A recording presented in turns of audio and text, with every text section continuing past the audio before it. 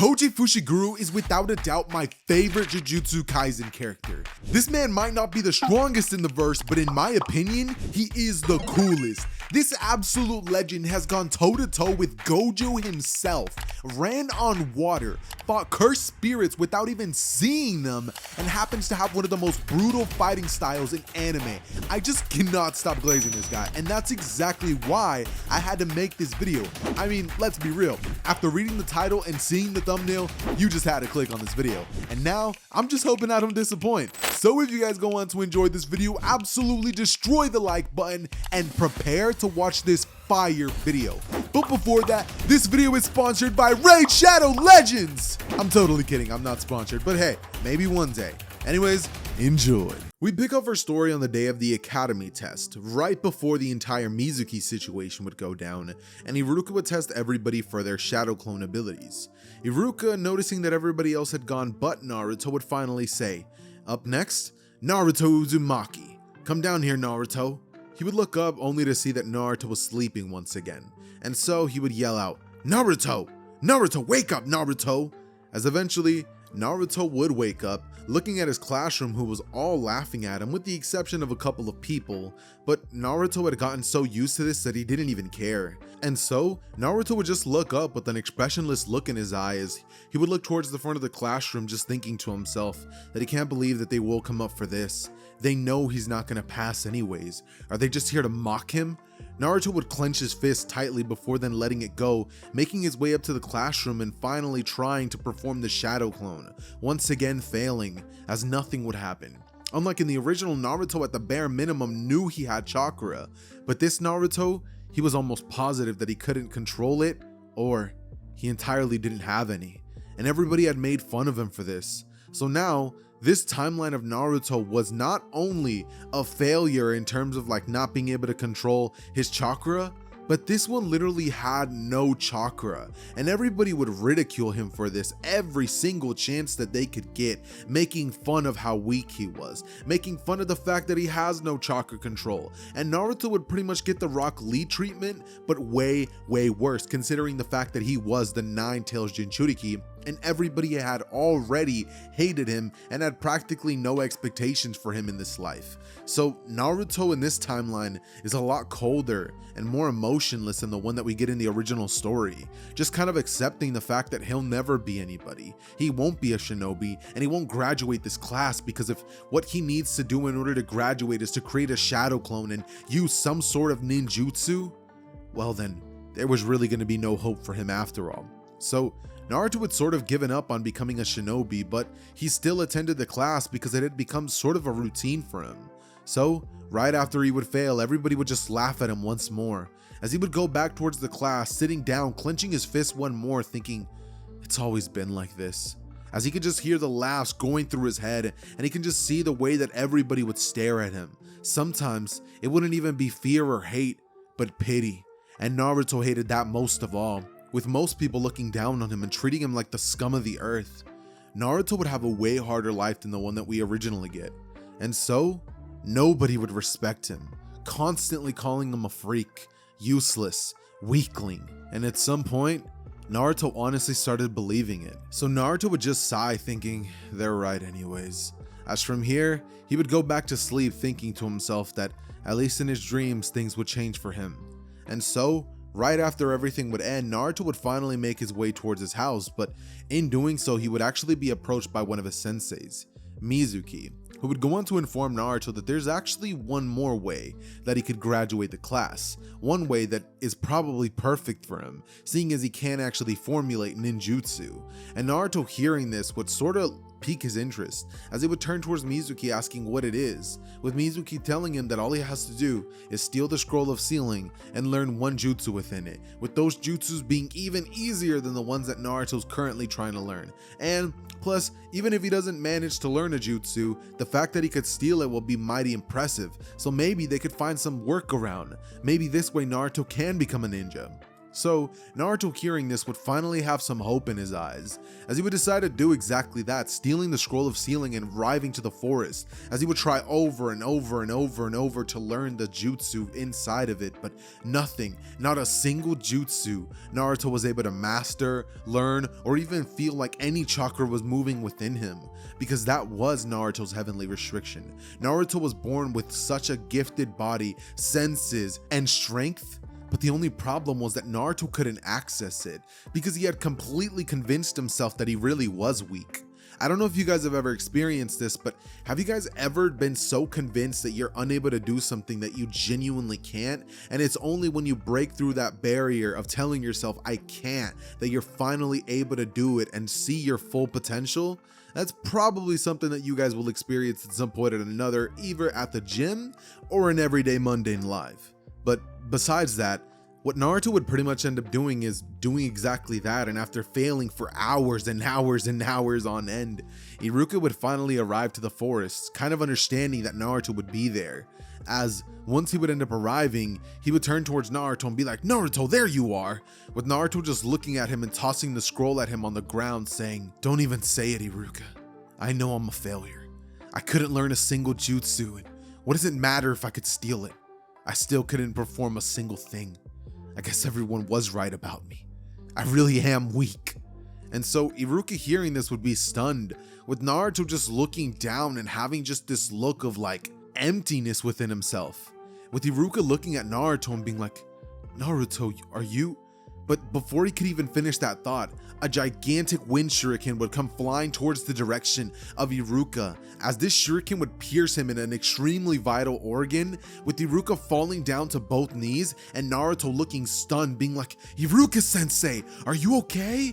But Iruka would fall down to the ground, getting a glimpse of who actually threw it, being Mizuki-sensei, as he would say, Naruto, run. But right as he says that, his eyes would go blank, and Naruto, seeing this, would begin shaking his sensei, saying, Iruka-sensei, Iruka, say something. Please tell me you're not dead. Mizuki, why would you do that? But as he would say that, Mizuki would look at him and have a huge grin on his face, as from here, Mizuki would burst out into laughter, telling Naruto the truth, that there was no extra test. Naruto just did his dirty work, and now he was gonna kill him next, as he would go on to laugh even harder, saying that nobody will care. In fact, he'll probably be recognized as the hero of the village, finally ridding the world of such a useless piece of garbage. Naruto, hearing this, would just look down to the ground, as in that moment, Naruto just had flashbacks of every single time somebody said that to him, as he would clench his fist in anger before then looking towards Mizuki, who he knows he can't beat. But then he would turn towards the body of Iruka, seeing his lifeless body and just thinking to himself that he doesn't want to die. And in a moment of despair, Naruto would break, as everything that had been holding him back up to that very moment had finally shattered. It was like every single chain that was holding back the monster within had finally broken, and Naruto truly stopped caring. Before, it was just a facade to hide all the pain that he was feeling, to keep everyone from seeing how truly broken and lonely he felt, how weak and insignificant he was. But that was over with, and Naruto really stopped caring about everything that anyone had said to him up to that moment. Now Naruto just knew one thing.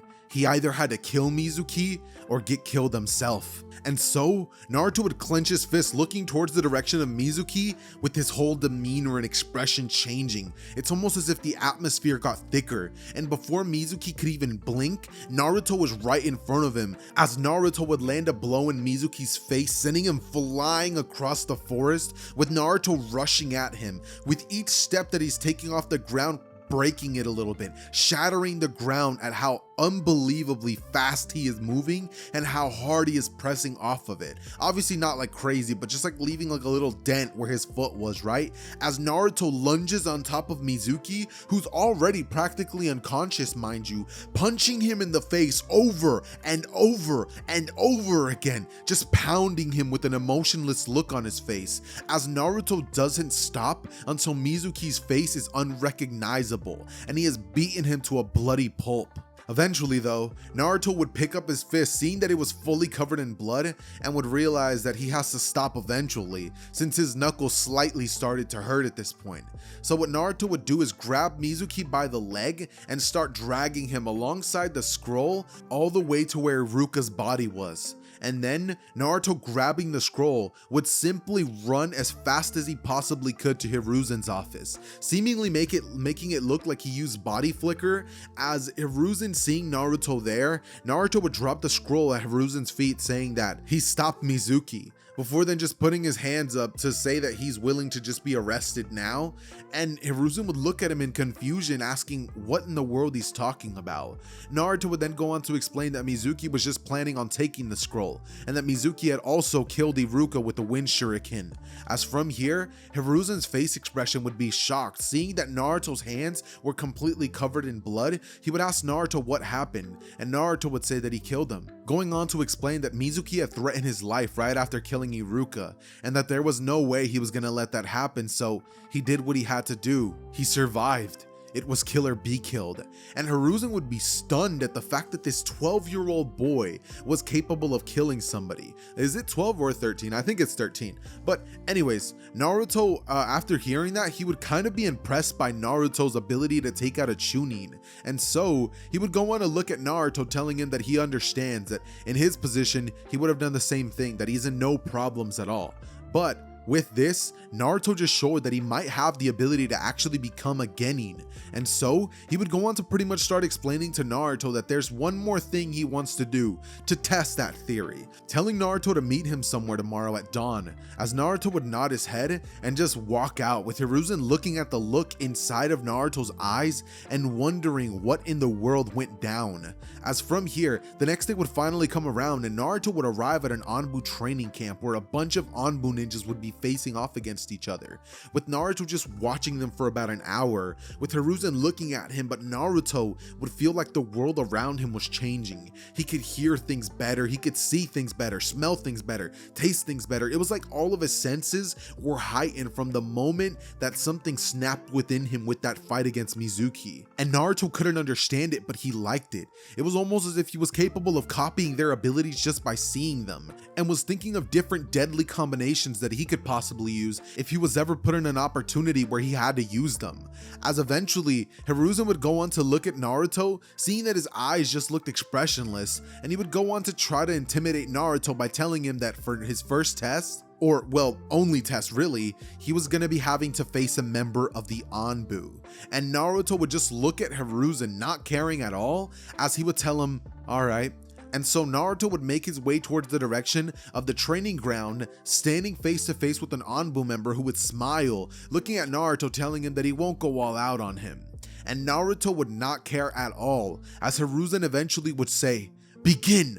But the second that this would happen, Naruto, instead of putting both of his hands up to signal like a fighting stance, Naruto just quickly rushes at the direction of this Anbu member, who would quickly be on guard. But Naruto would slide under his legs. As he would be doing that, Naruto would grab a kunai from his pouch, slashing at the Anbu member's tendon in one leg, as he would fall down onto one knee. And right as that would be happening, Naruto would go to stab this Anbu member in the neck. But before he could finally land the blow, Hiruzen would go on to say, "That's enough, Naruto," with Naruto looking at the direction of Hiruzen, and this look would be in his eyes that would just scare Hiruzen. It would be something very similar to the look that Kakashi used to have back when he was in his Anbu days. As Hiruzen would be worried, thinking to himself that he knows that look all too well.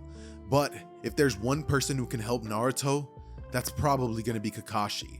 And so Naruto would be told by Hiruzen that one thing is clear: he's definitely powerful enough to become a Chunin, not a Chunin, but a Genin. And so Naruto would be given a ninja headband as he would make his way towards the ninja academy, where once there he would end up arriving to see Sasuke and Sakura sitting there.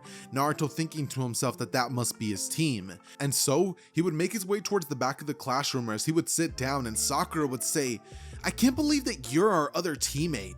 Who in the world thought that it was a good idea to let somebody pass who can't even formulate ninjutsu and has less than subpar taijutsu? You're just gonna hold us back, Naruto. Right, Sasuke? She would say as she would turn to him, but Sasuke would just look at Naruto and say, "Just don't get in my way, loser." As from here, Naruto would just stay silent, looking down, not even caring about what they said. I mean, after all, they are his teammates. If not, Naruto wouldn't be too opposed to the idea of slamming Sasuke into the desk and shattering a couple of his bones, but for now, he'll just stay quiet, looking towards the front of the classroom before then just laying his head down. Eventually, 2 hours would pass as finally, Kakashi would end up arriving to the classroom. Once this would happen, we would eventually get the introductions to the with the team, and eventually Sakura would go on to say her introduction. Sasuke's would remain the same until Naruto would finally go. This time he wouldn't say that he wants to become the Hokage. Naruto would simply say that he wants to know what it means to be strong. And so Kakashi would look at Naruto, just thinking to himself that that's actually not a half bad of a goal. And so he would tell the team to meet him at the training grounds tomorrow for the bell test, with Naruto just nodding his head and quickly rushing out of there, making it look like he used a body flicker, with the only person realizing that that was just Naruto's speed being Kakashi. And so the next day would finally come around and the bell test stuff would be all perfectly set up, right? Everything that I've covered up to this point is just kind of backstory on Naruto to help you guys understand why Naruto is going to be so different in this timeline. Oh, and by the way, one more thing that I do have to mention is that tonight I'm actually going to be recording the entirety of this series, which means I'm going to be having a full entire movie ready to drop at any given moment. So if you guys go on to hit an insane like goal, which like I don't even know, I'm not going to set nothing, but if you guys just like this video up like crazy and I see that this video does like really well, I promise that I'll drop the movie within like 24 hours or something like that. And you guys will just be able to, instead of getting a bunch of parks throughout the next like week or week and a half, or probably most likely 2 weeks, you guys could just get the full story out now. So that's up to you guys to decide, but also make sure you guys drop down a comment of who your favorite Jujutsu Kaisen character is down below. And with no further ado, let's get into the actual bell test. Okay, so the bell test, what do I really think is going to be happening here? Here, I really just sort of want to focus more on displaying Naruto's abilities and showing that Naruto is not the same person that Sakura and Sasuke remember. Because the second that Kakashi would go on to explain the rules of the bell test after arriving after like 3 hours, Kakashi would go on to tell them that they have to use any means necessary, because if not, they're not going to be getting these bells. The second that Kakashi starts counting down from 3, 2, Naruto just doesn't even wait, blitzing right after Kakashi and sending a punch that would basically be blocked by Kakashi's forearm. However, it would have tanked most of the damage, and so Kakashi's arm would practically be fractured at the bone, with Kakashi being sent flying back and Kakashi realizing that this kid is a mini monster. Sasuke and Sakura would be in the bushes watching as this would play out, and Sasuke would be thinking to himself that Naruto's insane rushing a Jonin like that there's no way he's gonna be able to hurt him or anything.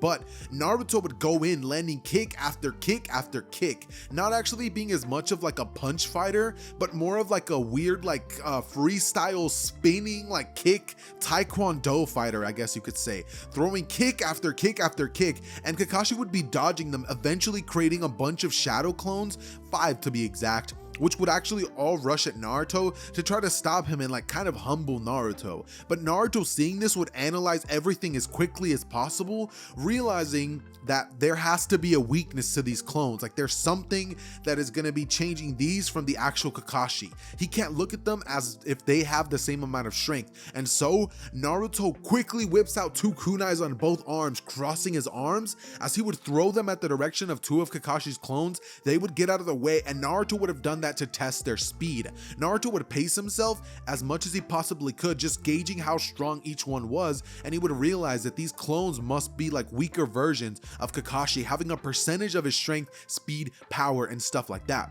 So Naruto quickly rushes at one, jumping off of him. As lunging up towards the air, Naruto grabs two more kunais as he would slam down onto one Kakashi, stabbing both kunais into the eyes, popping him, as a different Kakashi would come flying in trying to use a jutsu on him, but Naruto would grab him by the arm, spinning off of him, snapping it, as from here he would have a huge grin on his face, and Sasuke would be like, what the heck? There's no way that this is Naruto.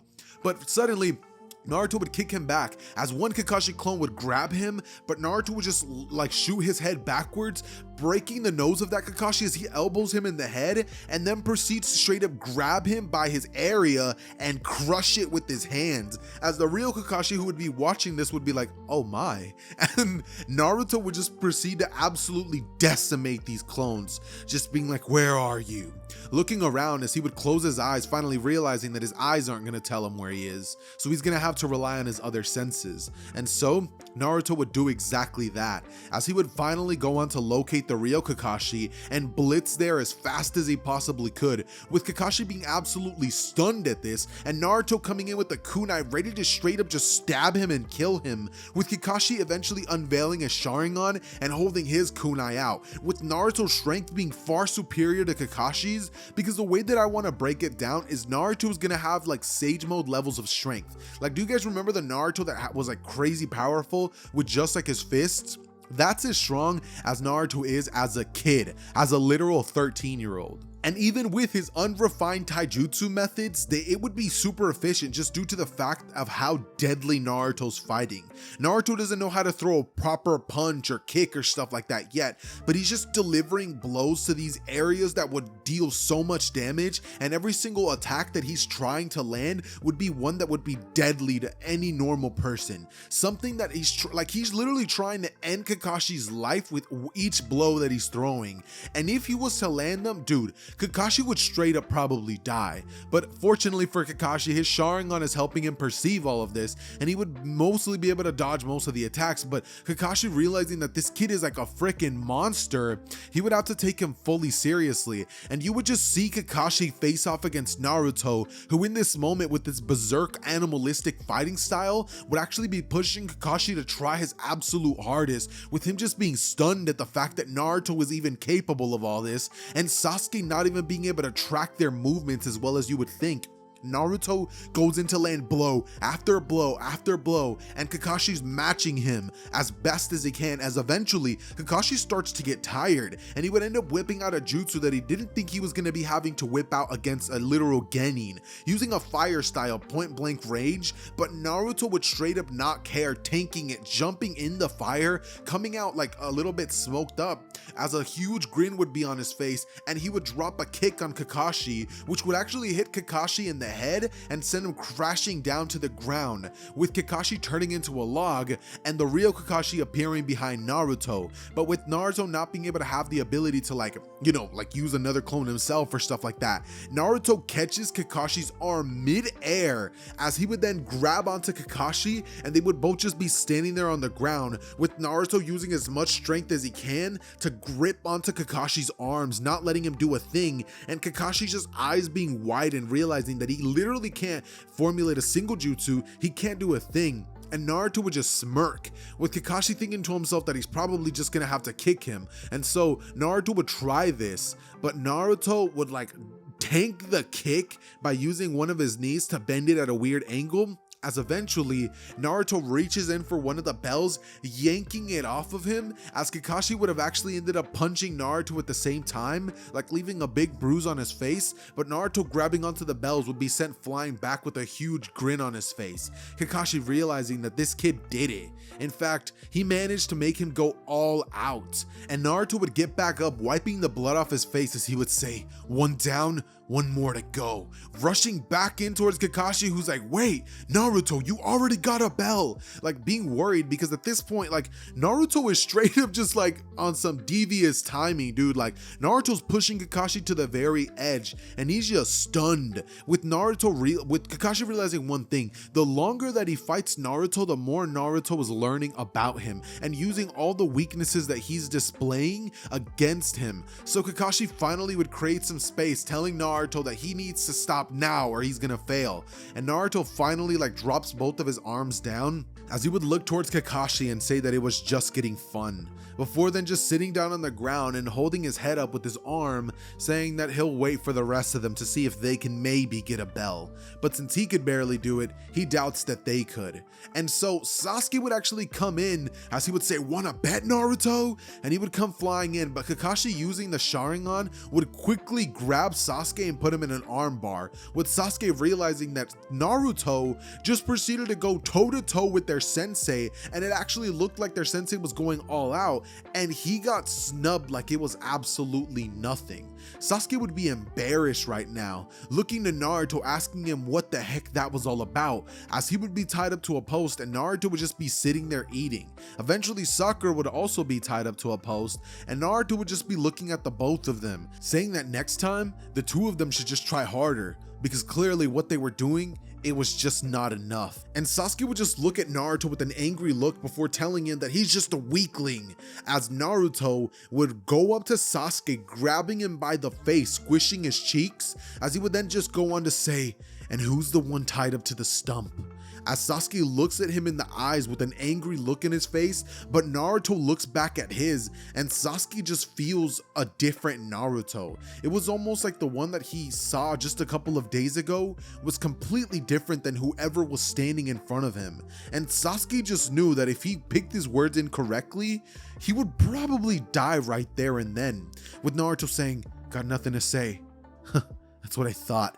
As eventually he would sit back down and look to Sakura, who would go on to say, "Naruto, why would you do that to Sasuke? Sasuke only didn't beat you up because he was tied up to that post. Yeah, if not for that, he would have clearly beat you up." And Naruto just looks at Sakura before saying, yeah, sure he would, going on to eat the last bite of the food, as Kakashi finally would go up to the team and say, You failed." Right after hearing this, Naruto would just start smirking as he would say, "You heard that, Sasuke?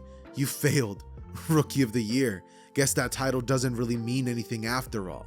And so Kakashi would turn to Naruto, saying that means that he failed too. He doesn't understand what's going on here, but Naruto turns to Kakashi and would just be like, "What do you mean I failed? I took the bells from you. I'm almost as strong as you are, and you're gonna say that I failed? You gotta be kidding me, Kakashi. If I can't become a Genin, then you shouldn't be a Jonin, because there's no way that somebody like you, who supposedly is so powerful, should be getting stalemated by a Genin." Looking towards Kakashi with just this look of you better take back what you just said, as Kakashi would turn to Naruto and say that just because he's powerful doesn't mean that he'll work well in a team. Naruto would look at him, asking him what the heck he's talking about, and Kakashi would go on to explain that the truth is that Naruto doesn't work well in a team, and this is a team, and Naruto's gonna be on a team, so if he can't work well in one, then he can't be a ninja. But Naruto, hearing this, would turn to Kakashi before then saying, "Fine, then give our team one more chance. Let me prove that I can work well with them. Let me prove that I can make them better versions of themselves." And so Kakashi would go on to basically say that they'll have until noon, as from here Naruto goes on to turn towards the direction of Sakura and Sasuke, as he would untie them, and Sasuke would just look at Naruto, just glaring at him the whole time, as Naruto would say, "You got something to say, Sasuke? Because if not, I'm trying to get this test over with." But as Naruto would say this, Sakura would come in, trying to pretty much just tell Naruto that he can't speak to Sasuke like that. But Naruto would just completely ignore her, telling Sasuke that the plan is that Naruto's gonna be a diversion. Sasuke's gonna have to come in and grab the bells, using whatever jutsu he has available. And Sakura, well, she can just stand there and try to look pretty. As from here, he would go on to say, "Come on, team." And Sakura would be like, "Yeah, look pretty," before she realizes what Naruto really said and would be like, "Wait, what do you mean by that, Naruto?" But before she could even finish that sentence, they would finally find Kakashi once more, rushing in towards his direction and trying to work together as a team. But one thing would be made apparently clear: they don't exactly work too well, especially not Sasuke with Naruto, who up to this point has thought of Naruto as nothing more than a loser, and now was suddenly realizing that this kid who he's looked down upon his whole life is pretty much stronger than him. And Sasuke's god complex just couldn't take it. So he pretty much got in the way of Naruto whenever and wherever he could, and this would basically lead to them having a much harder time to defeat Kakashi than they would even have without all of these problems. So eventually they end up getting practically no bells, and Naruto would get so frustrated that he dang near almost snaps on Sasuke, but he would manage to keep his cool, and after a couple of minutes would pass, Kakashi would go on to say that while they didn't get the bells, they did display teamwork, and that's what he was looking for. So he guesses that they pass. And after hearing this, Sasuke, Sakura, and even Naruto would go on to let out a sigh of relief, thinking to themselves that it's a miracle that they passed. But Kakashi would go on to say that they barely passed, and for the next couple of weeks they're gonna have to learn to work together as a team. So they would go on all sorts of Dean Rank missions, eventually being assigned the Tazuna mission, protecting the bridge builder and taking him back to the land of the waves. They would do so, and on their way there they would actually end up encountering the Demon Brothers. Both of them would rush Kakashi, seemingly killing him, but in the midst of that, Naruto would actually rush at both brothers, grabbing them each by the faces and slamming their heads into the ground, as both of them would instantly get knocked out, and Kakashi would finally end up revealing that he was there the whole time. Now, I know that might seem like, yo, what's up with that? Like, Naruto can barely fight Kakashi, but he's able to absolutely solo these guys. Well, yeah, if you guys don't remember, in the original story, Kakashi was able to body these guys like it was nothing. So Naruto being able to do this, it adds up, to say the least. Eventually, they continue their travels, and after a bit more time would pass, they finally would end up encountering a thick mist, and this would symbolize to them that a certain somebody was there, or more specifically to Naruto, that somebody strong was heading their way.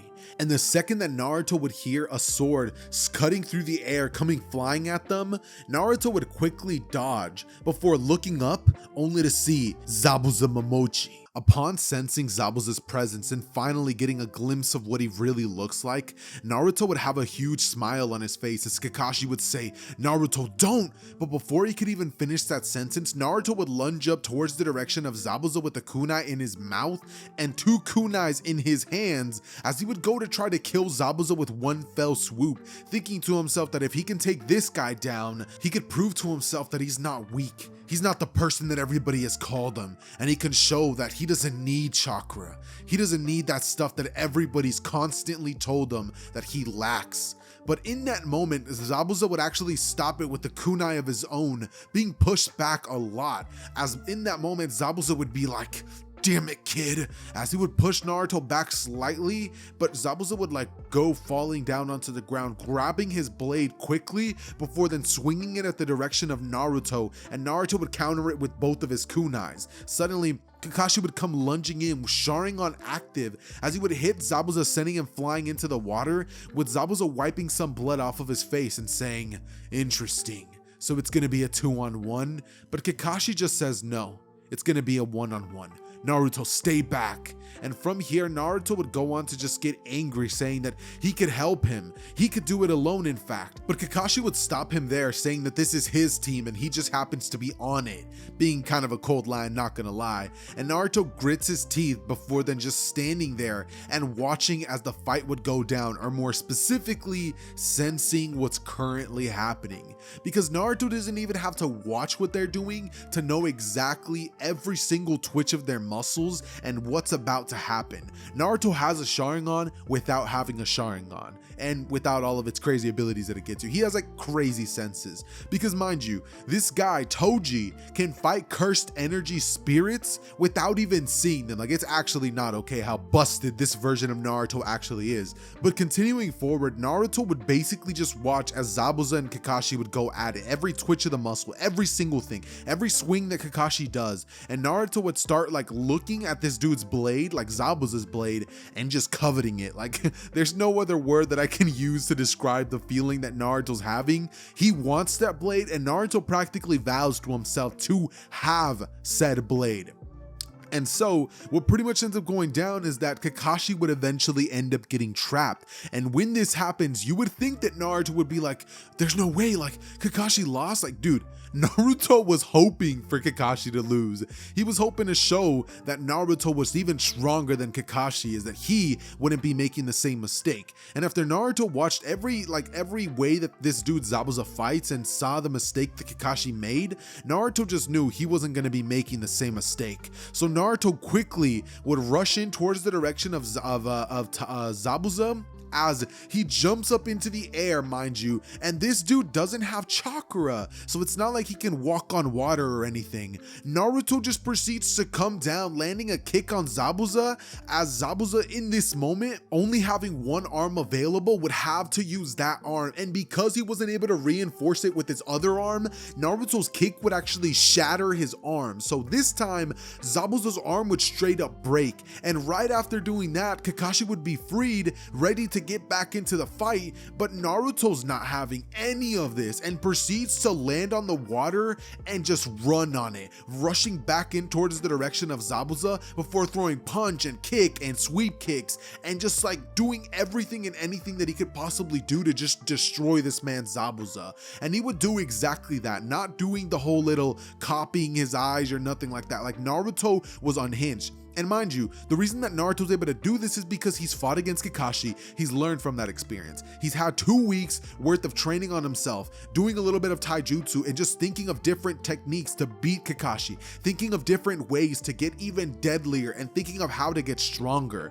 Naruto practically has Sage mode, but with no chakra. Like, that's how strong Naruto is. So before you start being like, yo, like this is crazy. No, Naruto is this strong. And he just goes absolutely nuts. Eventually, he would punch Zabuza so hard, he starts bouncing on the water itself and would crash into a tree, as Naruto would actually grab onto Zabuza's blade and rush towards the direction of Zabuza, going to straight up stab the blade into Zabuza's like body and just like skewer him like a kebab. But before that could actually happen, Haku would come flying in, throwing Senbon at that direction, supposedly killing Zabuza.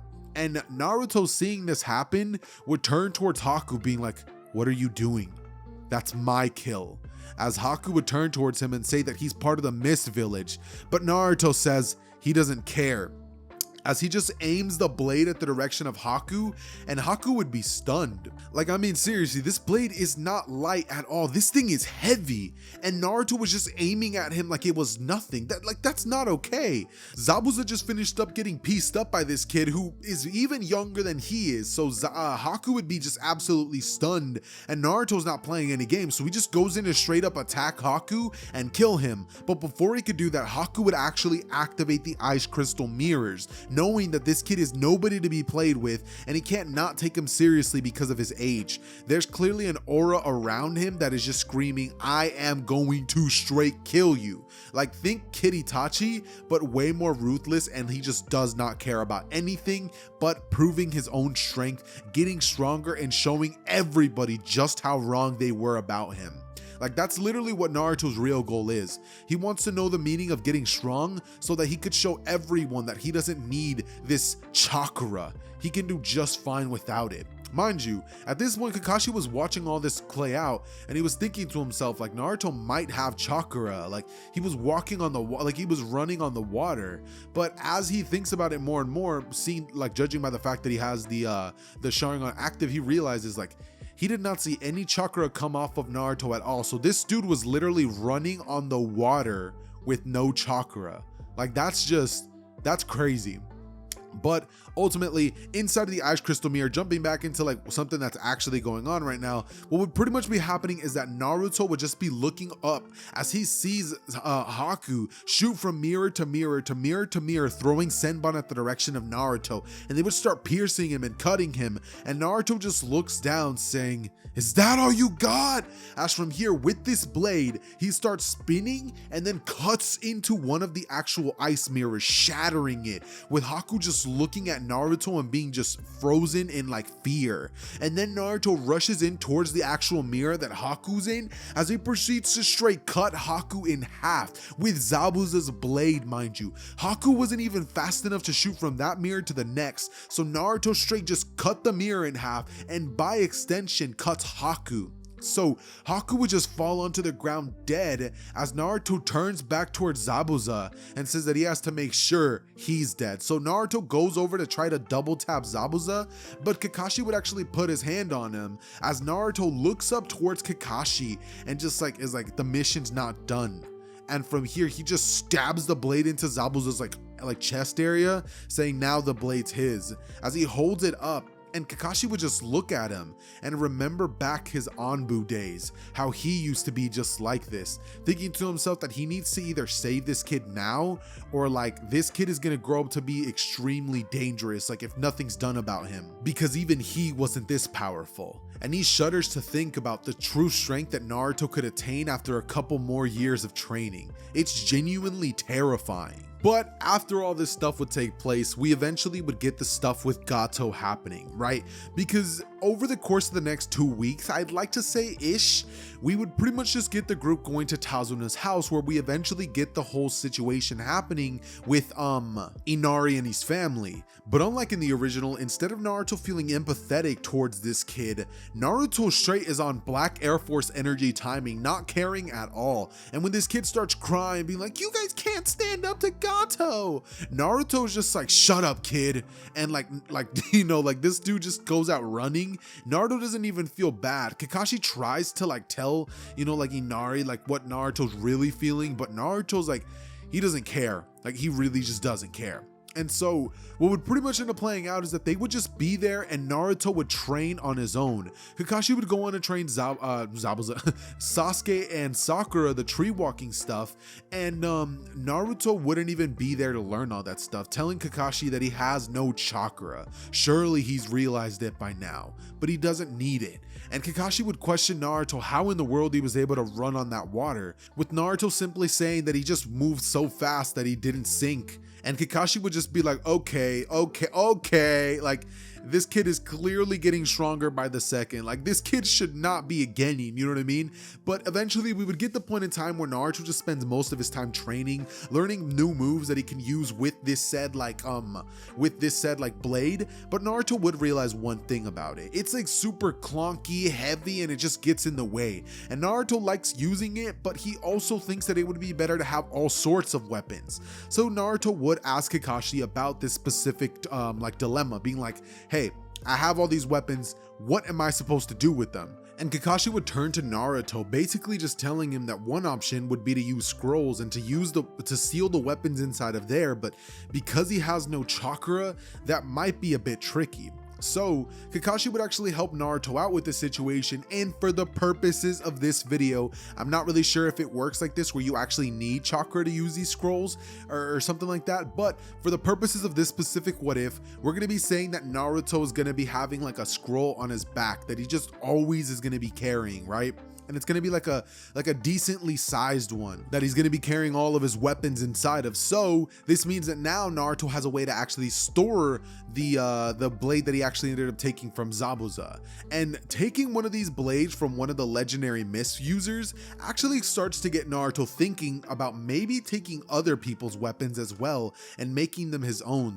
Maybe there's some legendary chakra weapons out there that are able to, you know, use these cool techniques. That way, even though Naruto doesn't have chakra, he's able to use something similar to that to basically use their own stuff against them, is what Naruto would be thinking. But eventually the weeks would be over and finally Gato would arrive at the land of the waves, pretty much just under the assumption of thinking that, you know, Zabuza was weak and that, you know, if he wants to do something right, he has to do it himself. But what a mistake this would be, because when Gato arrives and Naruto gets a glimpse of this dude and all the scum that he brought along with him, Naruto would be enraged. Like, this dude had to live among these people who didn't give him any sort of hatred, any weird looks. They looked at him like a normal person. And Naruto, even though, you know, he knows that the only reason they're doing that is because of the fact that they don't know who he is, Naruto doesn't care. These people treated him like a human being, and Naruto was going to be stepping up for them. So when Naruto saw him, Naruto straight up pulled what Zabuza did on that bridge, and with Kakashi watching this and Sakura and Sasuke seeing this, they would just like look at Naruto, and Sasuke just realizes like, Naruto is just like him, isn't he? Thinking to Itachi as he sees Naruto, and he would just see the silhouette of Itachi, with Sakura being scared of Naruto and just completely stopping the whole back talk or like the quirky nature that she has. Like none of it, it's all gone. And Naruto, like he doesn't have anything else come from the mouth of Sasuke. He would kill Gato and basically tell him good riddance, as he would slam all of them off of the bridge and pretty much just go on with his life, taking a couple of weapons, with one main one being like these Wolverine claw things that he actually would have found with one of these members using it, thinking to himself that that's pretty cool and he'll put some real use to these things. And so eventually the team would end up making their way back to Konoha, where once there they would be informed of the Chunin exams and they would have this decision to make. Sasuke thinking to himself that he has to advance if he wants to become strong enough to eventually defeat his brother, and Sakura would be kind of scared, being like, you know, I kind of don't want to work on anything more than I have to with this Naruto guy. Like, she's scared of Naruto. But because Sasuke's like down to do it, she would ultimately be like, all right, like I guess I have to, you know, for Sasuke, right? And what pretty much would end up going down at this point is that we end up getting the team making their way toward the actual Chunin exam area, right? Once this would happen, Sasuke would be challenged by Lee like in the original, but this time around Sasuke's not going to be as cocky, just due to the fact that he knows he's not even, one, the strongest on the team, and two, Naruto's there, so he can't like get ahead of himself. And right after he ends up facing off against Lee, Naruto would actually realize one thing: he's not using ninjutsu, he's purely using taijutsu. And Naruto, seeing this, would have a huge amount of respect for Lee, and also like the fact that he beat up Sasuke and also was able to put him in his place. Not that Naruto's done it yet, but like, you know what I mean? Like he's able to. Do you get what I'm saying? And so what pretty much ends up happening is that Naruto just kind of like nods at Lee, just looking at him with like just disapproval, you know what I mean? And you know, Naruto would actually go on and challenge Sasuke as well right after this, but obviously because Lee, like, you know, he pretty much ended up saying like, oh, you know, like, could I fight you next? Or no, that's not true, because in the original Rock Lee was actually stopped by my guy, who ended up stopping the fight before he could go all out against Sasuke. So what ends up happening is that Naruto just gives like Lee his flowers and tells him that he's powerful, saying that he can't wait to fight him in the Chunin exams, with a genuine smile on his face, like actually liking Lee. And Lee would just look at Naruto and have a huge amount of respect for him, as both of them go their own separate ways, and we eventually get the test portion of the exam. Just like in the original, Naruto wouldn't know how to answer these questions, but using unorthodox methods, Naruto would be able to cheat off of Hinata's test. As right after that would happen, we would pretty much get the Forest of Death section of the series, where nothing really interesting happens here until we get the Orochimaru section. And because I'm only like, I know you guys find it you guys might find it a little bit weird how sometimes like I'll just blaze through the story, and then other times I'll just get in depth and just like start like really getting in there with the story. But that's just due to the fact that I'm not gonna cover stuff that everybody knows. I'm not just gonna tell you guys the Naruto plot. I'm gonna tell you guys the changes and cover them in depth. So Orochimaru. With this happening, I can definitely see Naruto's senses just like sort of alerting him that something is coming their way. And so as they would be rushing through the Forest of Death, with Naruto jumping from tree branch to tree branch, Naruto would stop, with the team just looking at him and being like, Naruto, what's up? You know, Sakura asking that. Naruto would say that something's coming, and it's coming fast, with Naruto not really knowing whether to be excited or scared. Like, he just knows that he's in for a good fight. And so Naruto would sort of just crack his knuckles, saying, be ready. As finally, Orochimaru would end up arriving, obviously not showing that he is Orochimaru, but, you know, nonetheless, it is Orochimaru.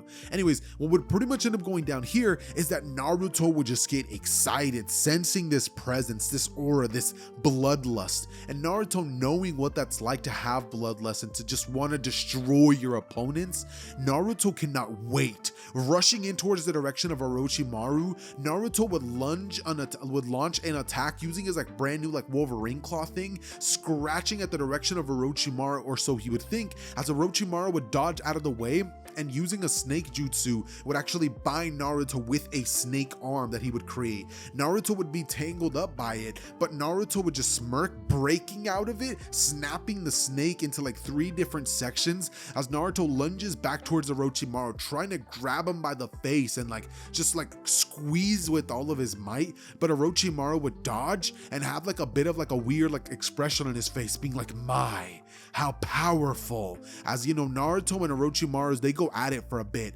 and after Orochimaru gauges how strong this kid is and stops taking it that easy, Orochimaru starts to genuinely start trying, which starts to cause Naruto to get on the back end, because Naruto is very powerful. Mind you, he can keep up decently with Orochimaru when he's not going all out, but if Orochimaru starts going crazy, that's where everything kind of stops for Naruto. And that's exactly what happens. Eventually Naruto would start to get outclassed, not due to the fact that he's faster or stronger, but Naruto just he's faster for sure, just not stronger. Naruto would try these weird, unorthodox attack patterns, but Orochimaru was able to predict him and read him like a book. All this experience that Orochimaru has from the war and from all these years of training and learning countless jutsus, they're helping Orochimaru so much in this battle. And Naruto would get angrier and angrier and angrier. And eventually Orochimaru would sort of disregard him, saying that he's not here for him, though this is a lot of fun. He's here for the Uchiha. And Sasuke would just be watching in awe, being like, I can't believe that Naruto's. But as this would happen, Naruto would get mad, dude. He's like, you're gonna overlook me for the Uchiha? All my life they've been doing that.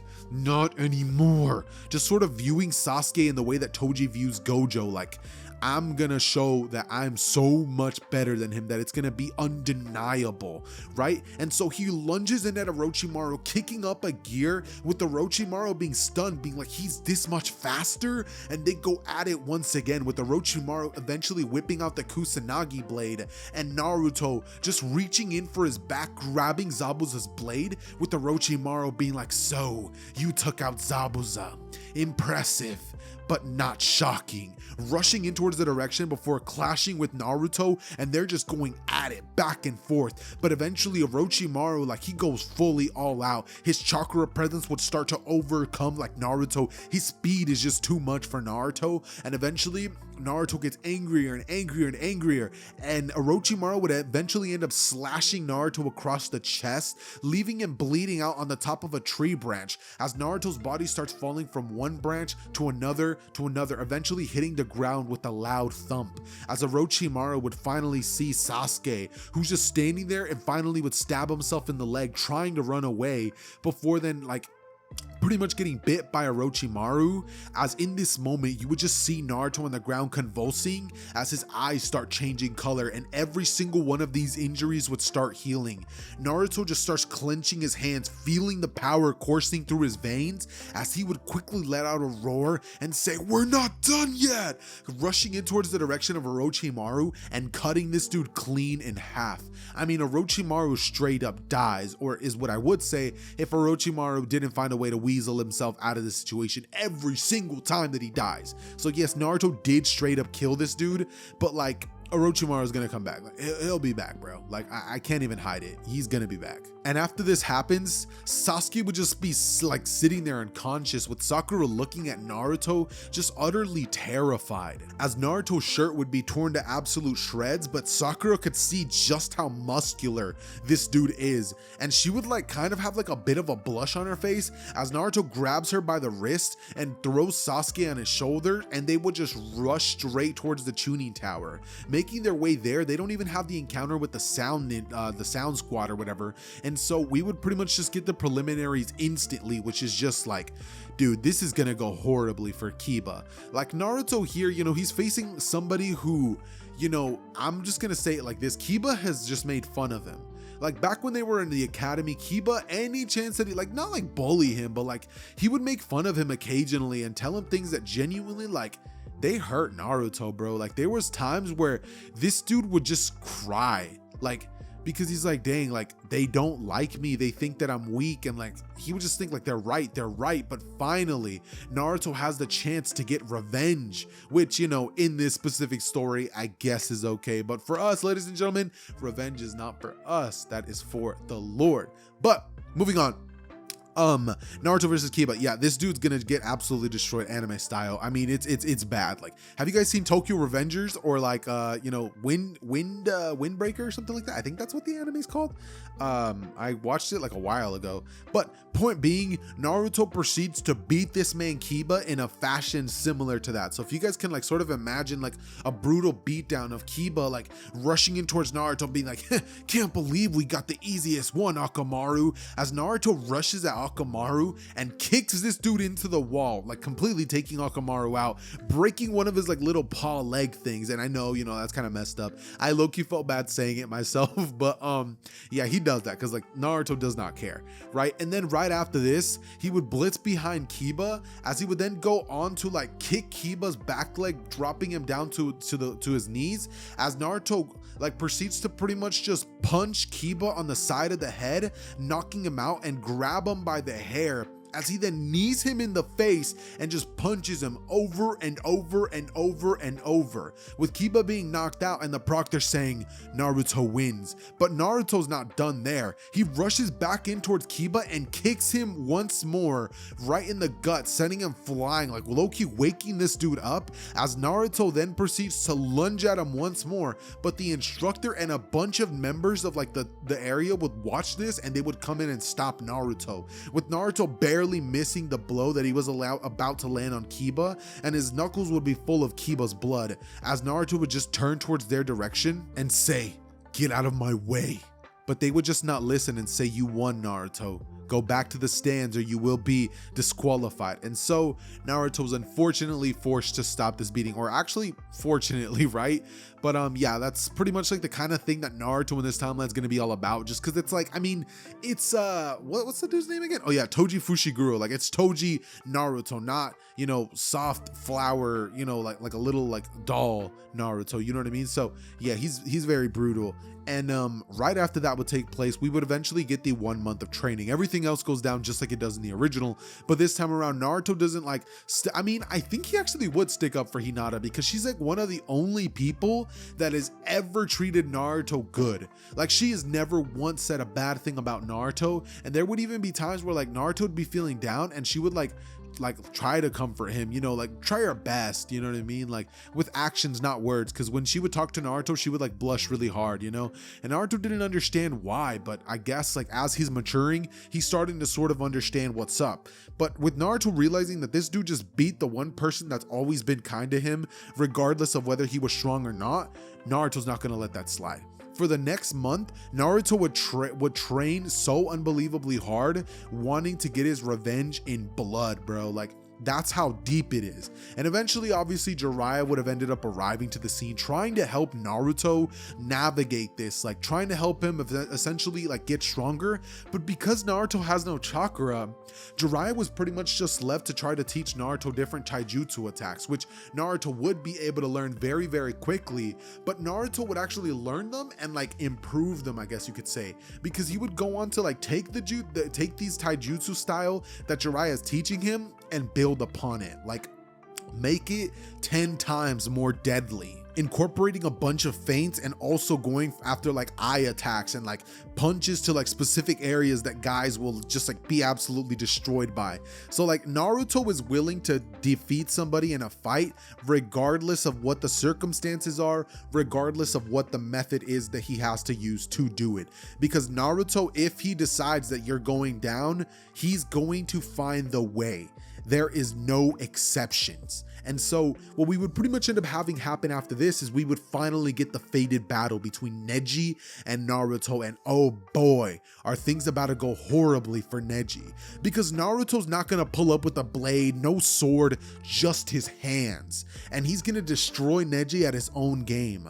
Naruto would have even done something to flat out embarrass him and the Hyuga branch family and like Hyugas. He would take the Hyuga fighting style pose, as Neji seeing this would like get very upset with Naruto, rushing in, but Naruto would actually counter Neji's attacks, proceeding to hit him in the throat, as Neji would gasp for air, but Naruto punches him in the stomach, proceeds to Neji is like kind of like bowing down from the pain. Naruto grabs his head and smashes his own like skull into Neji's own head, as from here Neji's eyes would go blank, but Naruto grabs him by the hair saying, "We're not done here," and punches Neji square in the jaw, sending Neji flying, ripping the hair out of his head, as Naruto would rush back in once more and then slam his foot into Neji's chest, just standing over him and like just stomping him over and over and over and over, asking, "How does it feel to be on the other end, Neji?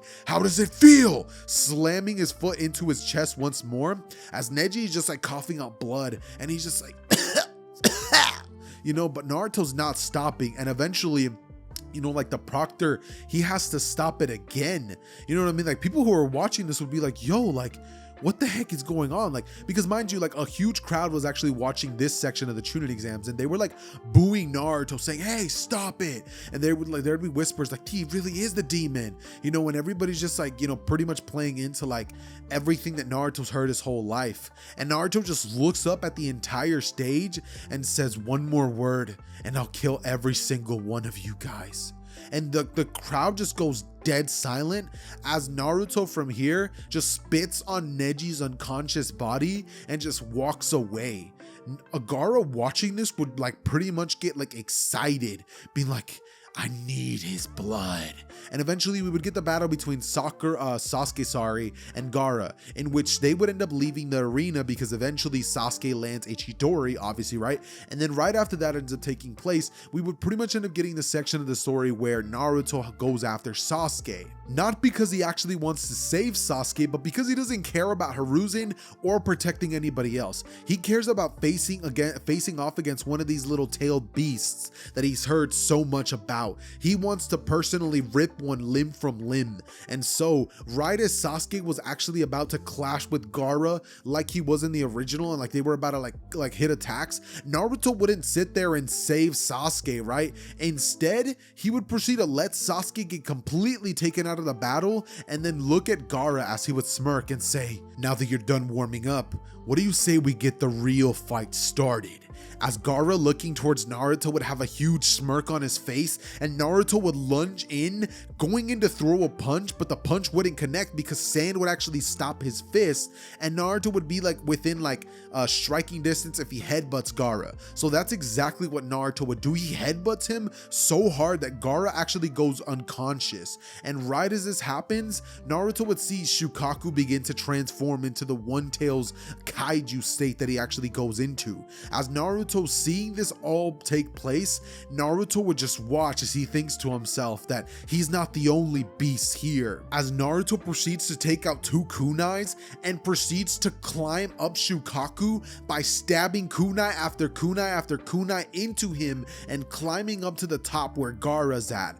But as this would happen, you would just hear a maniacal laughter start coming off of Shukaku as sand would begin to cover the legs of Naruto, but Naruto would just kick it off. Eventually more sand would start coming and it would cover him from head to toe, leaving no room for breathing at all. But as this is happening, Naruto would have a smirk appear on his face as suddenly the power of the Nine Tails would activate, and Naruto would feel the same power coursing through his veins that he used to fight against Orochimaru. As Naruto breaks out of the sand and instantly rushes towards the direction of Gaara, before then taking 2 kunais and stabbing it into his throat and just like smirking as the sand would start to like fall in chunks. Like, have you guys ever seen a sandcastle that just starts like breaking from side to side as the sand starts like slipping down like a little mountain? Dude, Gaara straight up dies.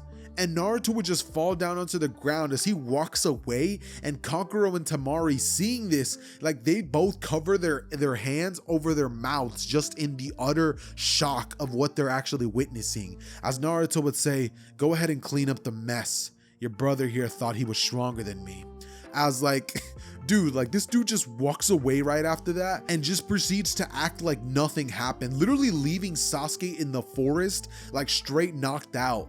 As eventually a week would pass, and mind you, Sasuke would still be in the hospital, and around this time Jiraiya would actually be told about the fact that they need a new Hokage, pretty much being told that he needs to step up, but he would be like, no, I'm not gonna step up, hear me out, Tsunade's gonna step up. What do you think about that? And the village, they obviously eat it up. So Jiraiya would end up arriving to Naruto's house a couple hours later and pretty much just dragging this dude with him to go search for Tsunade, with Naruto being like, get off me, old man, and like fighting him. But Naruto kind of knows that this dude has been nothing but nice to him ever since he met him, plus he wouldn't mind getting out of the village. So he continues to go with Jiraiya, and what would pretty much end up going down is, instead of Naruto being like, oh, you know, like, here, let me learn the Rasengan, he's not able to do that because, you know, again, no chakra. And even when Naruto does have the Kurama powers, it's not like Naruto's able to suddenly use chakra. He just kind of gets like a strength amp, I guess you could say, is what happens, right? And so, you know, obviously he might also get something like a Biju bomb later, I think, maybe, you know, like that's the extent of it. But yeah, no, for now, that's pretty much all that Naruto has. And what would pretty much end up going down here is that Naruto would just train on his physical body the entire time that he's here. Naruto starts realizing one thing: he's growing and exponentially fast. Like at this point, Naruto went from being like short kid to growing like an entire 5 inches. And Naruto was sort of starting to grow into his actual frame, like getting buff and like starting to look like, you know, like he's filling in all the gaps in the muscle of like the actual height that he is actually at. Also, Naruto would start growing his hair out. So now it would sort of looking like the one in the thumbnail, looking like a sort of like middle of kid and like a teenage Naruto version, I guess you could say, right?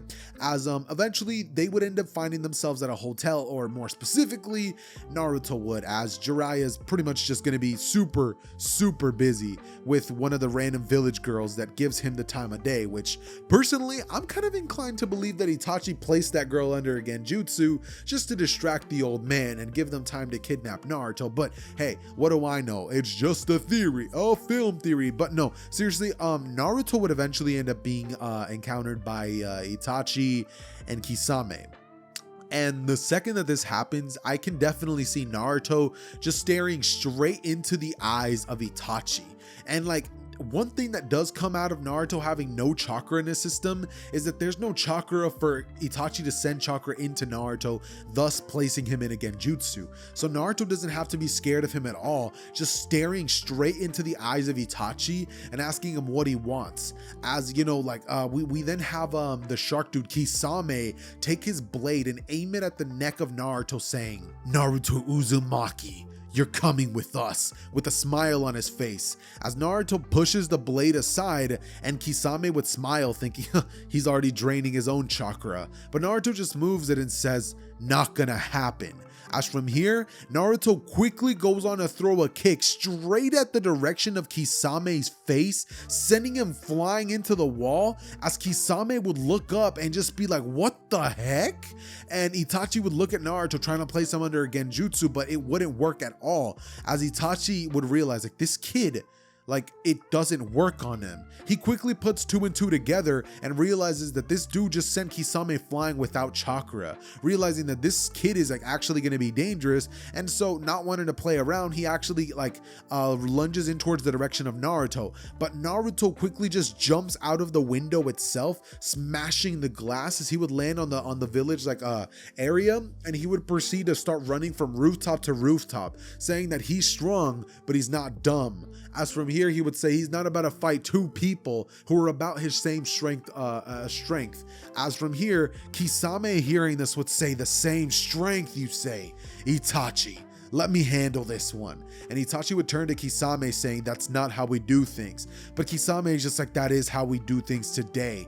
As you know, eventually Sasuke comes running in through the hotel. He doesn't see them because, you know, they're not there. And Naruto would just look at Kisame, having a grin on his face, saying, "So, you're a little more honorable than I thought. That's gonna be the death of you, you know that?" And so he would proceed to pretty much grab his blade and take out Zabuza's sword, with Kisame being like, "Huh, so you're the one who took him out." As Naruto says, the one and only, and immediately they would rush in towards each other's direction, trying to land an attack with their blades. And Naruto would be doing something crazy. He's actually only using one arm to fight him, as he actually has a kunai on the other one, which he's actually using to try to land a different blow on Kisame, with Kisame realizing that this kid is like, his fighting style is extremely deadly. One single nick or blow lands on him, and it's gonna proceed to make Kisame have a way harder time to fight him, because every single blow that he's trying to land is specifically designed to take out one of Kisame's body parts or single-handedly end him entirely. And so Kisame would have a smile, right, as eventually Naruto would land would get into like a sword clash with Kisame, and they would begin to push each other back and forth. Obviously Kisame would be the one that's mostly being pushed back just due to the strength of Naruto, but Kisame would say, all right, time to stop holding back, and he starts putting his back into it, as like Naruto starts getting evenly stalemated, just like wondering like, how crazy strong is this guy? But as this would be happening, Jiraiya would end up arriving, and Kisame, seeing this, would be sent flying back by Naruto, who's not having it. Like, his anger is pushing him to be stronger. As from here, Itachi, seeing Jiraiya, would turn towards Kisame and say, we gotta go, with Kisame turning to Naruto and saying, we'll meet again, kid, real soon. And next time you better be at least 100 times stronger, or else you'll die. As from here, they would pretty much end up making their way towards continuing to search for Tsunade, and they would eventually find her at a bar. This pretty much leads to the same interaction that we get in the original. However, this time around, Naruto could not care less for the disrespect that Tsunade is dishing out towards the Kage. One, Naruto doesn't really care about Hiruzen, and two, Naruto doesn't hold the Hokage position in high esteem, so he could not care less. This pretty much leads to Jiraiya pretty much just telling Tsunade that, you know, their time of like not doing much for the village, and her time of pretty much just wasting her talents is over. She has to come back. The village needs her. And he pretty much just ends up giving like a really nice speech telling Tsunade that they need her, he needs her. And you know, like Tsunade just like slams her cup on the thing, just starting to like badmouth Tsunade, being like, oh, you need me, right? Some dirty old perv needs me, and that's gonna get me to go back to the village.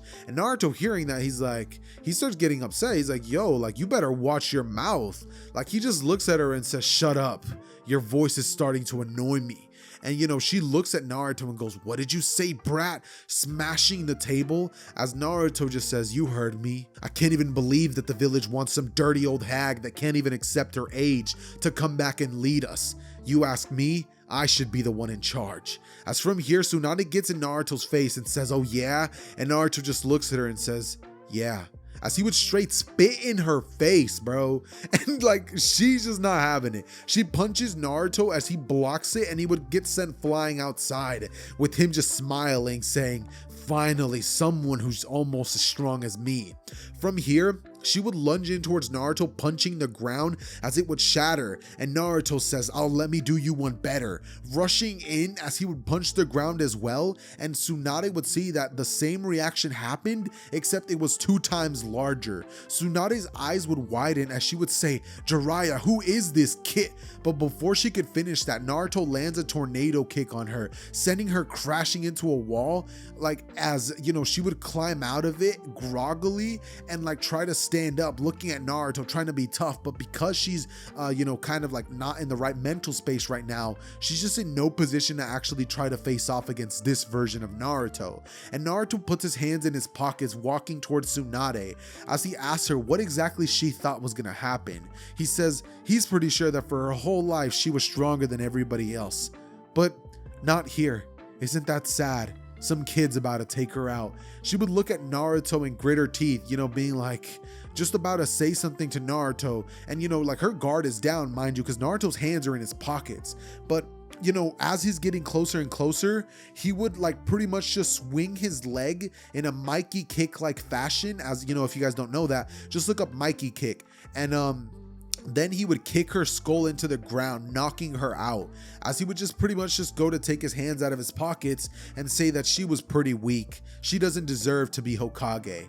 With Jiraiya looking to Naruto, seeing that Tsunade was like, she was fine. Like, obviously he didn't go all out, but like her being, intoxicated, and also, like her having her guard down, it made it very easy for Naruto to land this blow. As Jiraiya pretty much says, you should try doing that when she's at full capacity. You won't like the outcome. She's nearly killed me a couple of times. As Naruto says, I'd love to find out if she comes back to the village. As from here, a couple of hours would pass by and she wakes up realizing that she straight up lost to a kid. She would eventually wake up, be pretty upset, would go over to Naruto and just be like, how dare you, and Naruto just like looks at her smiling, being like, a kid beat you. The next day, like she'd be like, fine, I'll go back to the village, you know what I mean? And she then tells Jiraiya that first she needs to handle some business, as she would go over to try to take Orochimaru out herself, but Naruto and Jiraiya would actually end up arriving. And when Naruto ends up arriving larger and like more buff looking than before, with his abs like straight popping out of his compression black t-shirt, like Orochimaru seeing this would like look at, like the fact that he's gonna have to face off against Tsunade, Jiraiya, and Naruto. He just like looks at Kabuto and says, Kabuto, get us out of here, as they pretty much get the heck out of there as soon as possible. And then Naruto and Tsunade return to the village. Once there, Naruto would end up pretty much just returning to his everyday training, as he would go to the Forest of Death and he would pretty much practice like different fighting styles on these like trees, like knocking down tree after tree after tree, as a solid section of the Forest of Death would actually be barren of like no trees. And Naruto starts realizing that that's not exactly going to be good for the village. If he takes out all the trees that they have, they're going to stop being called the land hidden by the leaf. They're going to be having to called the land hidden in the rubble or something like that. And Naruto would like kind of chuckle to himself thinking that thought, as eventually we would finally end up getting Naruto getting wind of the fact that Sasuke Uchiha was actually kidnapped from the village. And the reason that I'm saying kidnapped is because Sasuke's hatred wasn't as amped by what's been going on with Itachi, because he never got Genjutsu. So this time Sasuke does get kidnapped. But realistically speaking, I think that after Sasuke gets a taste of the power, he's gonna willingly go with the Sound 4 in search of Orochimaru, right? And what I can see pretty much happening is the same team that goes after them, going after them just like in the original. As unlike in the original timeline, when they get trapped by Jirobo's like weird like dome thing, Naruto, like, it doesn't affect them at all. Naruto uses his blade to straight shatter that thing and instantly rushes towards the direction of Jirobo, as Tayuya tries to use her flute to pretty much get Naruto to be cut in a genjutsu, but Naruto just looks at her, grins, and cuts Jirobo's head clean off of his body. Jirobo tried grabbing the blade with his hands, but that was his mistake.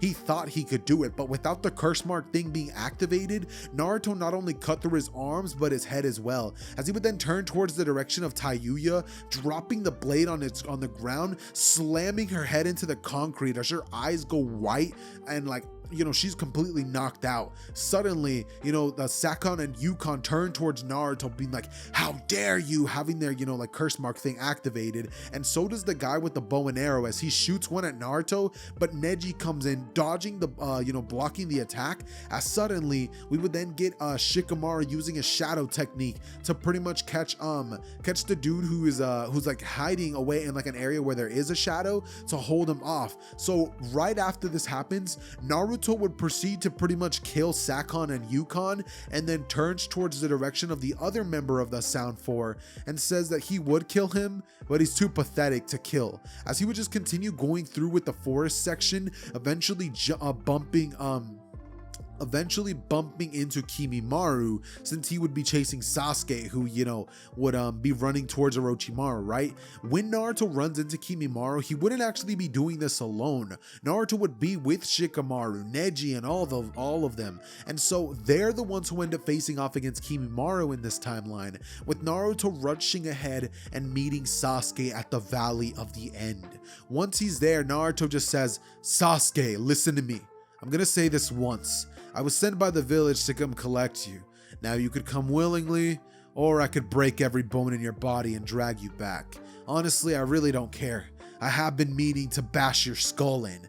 As from here, Sasuke would turn to him with the curse mark power activated, and Naruto would just look at him before then disrespecting him and being like, dude, your face is disgusting. Even worse than usual. As you know, Sasuke would low-key be in his feelings after that comment, and he would go on to tell Naruto that it's a pity. Now Naruto's not going to be able to hold that power that he had over him. They're now the same, and Naruto just starts laughing, saying, you gotta be kidding me. You're going after a guy that I killed single-handedly. What are you gonna go do? Learn from somebody that I'm stronger than? You wanna get stronger, learn from me. And Sasuke says, clearly you didn't kill him. You didn't finish the job. He must have been holding back. There's no way you kept up with him. And Naruto just looks at Sasuke grinning, blitzing behind Sasuke as he straight up as he straight up punches Sasuke in the face, sending him into the actual Valley of the End area, as Naruto would jump down and throw a kick at the water that would be so potent that a giant wave thing would be created from it. And then Sasuke would be standing on the water as Naruto looks at him once more and says, I'm gonna say this one more time. Do you want to come with me willingly or not? As Sasuke could see the aura of the Nine Tails behind him roaring as Naruto said those words to him, and Sasuke would just say, I'm not gonna lose this time, activating his Sharingan as Naruto smirks and says, that's cute, whipping out these cool little what are the things that Mikey uses? They're called nunchucks. Whipping out a pair of nunchucks, he starts spinning them in his hands as he runs through the water, and using them he would actually hit Sasuke across the head, or try to at least, but Sasuke blocks it, and Naruto from here would go on to go to poke Sasuke in the eyes, but Sasuke would see it and easily dodge, but Naruto redirects his punch to his gut, punching Sasuke flying across the valley as Naruto runs across and proceeds to just dismantle this dude, landing kick, a tornado kick, a sweep kick, uppercutting him, actually landing a blow on his throat, which would actually cause Sasuke to lose the ability to breathe for a second, as he then grabs him by the hair, slams his knee into his actual head, and then proceeds to drag Sasuke across the water, which would actually hurt him because this water's hitting Sasuke in the face, and then throw him into the actual wall. Sasuke in this moment would be weakened, and Naruto would smile saying, you had enough yet? But chakra would start flowing out of Sasuke as the Curse Mark II version would activate, and Naruto would say, finally we can get a real fight going.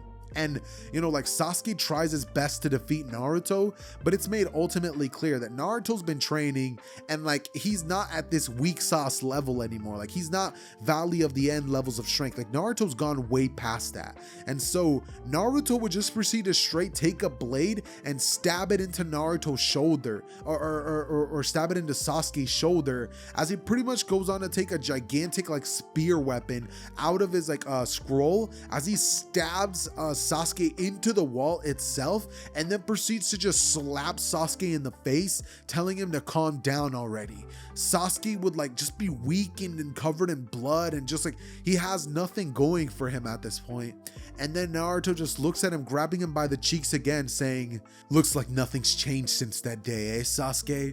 As Sasuke looks at Naruto with this look of fear, there's no more anger, oh, I could fight this dude. No, it's just straight up fear that is completely overtaken Sasuke, because this dude got dismantled. And I mean, what was he expecting? Naruto has been training alongside Sasuke this entire time, and that simple fact made it that much easier for Naruto to dissect his fighting style, his tendencies, the way that he thinks, the way that he moves. It was just child's play to Naruto. And after dismantling, Naruto would take the spear out of Sasuke's body as he just drags him back to the village against his will, because at the end of the day, he is getting paid for this mission. So Naruto would drag Sasuke all the way back to the village and just drop his bloodied and battered body in front of Tsunade, saying that she can pay him whenever she wants. Naruto walking out and pretty much being greeted to Jiraiya, who would actually be there at the door, as Naruto asks him what's up, and Jiraiya would say he was actually meaning to find him.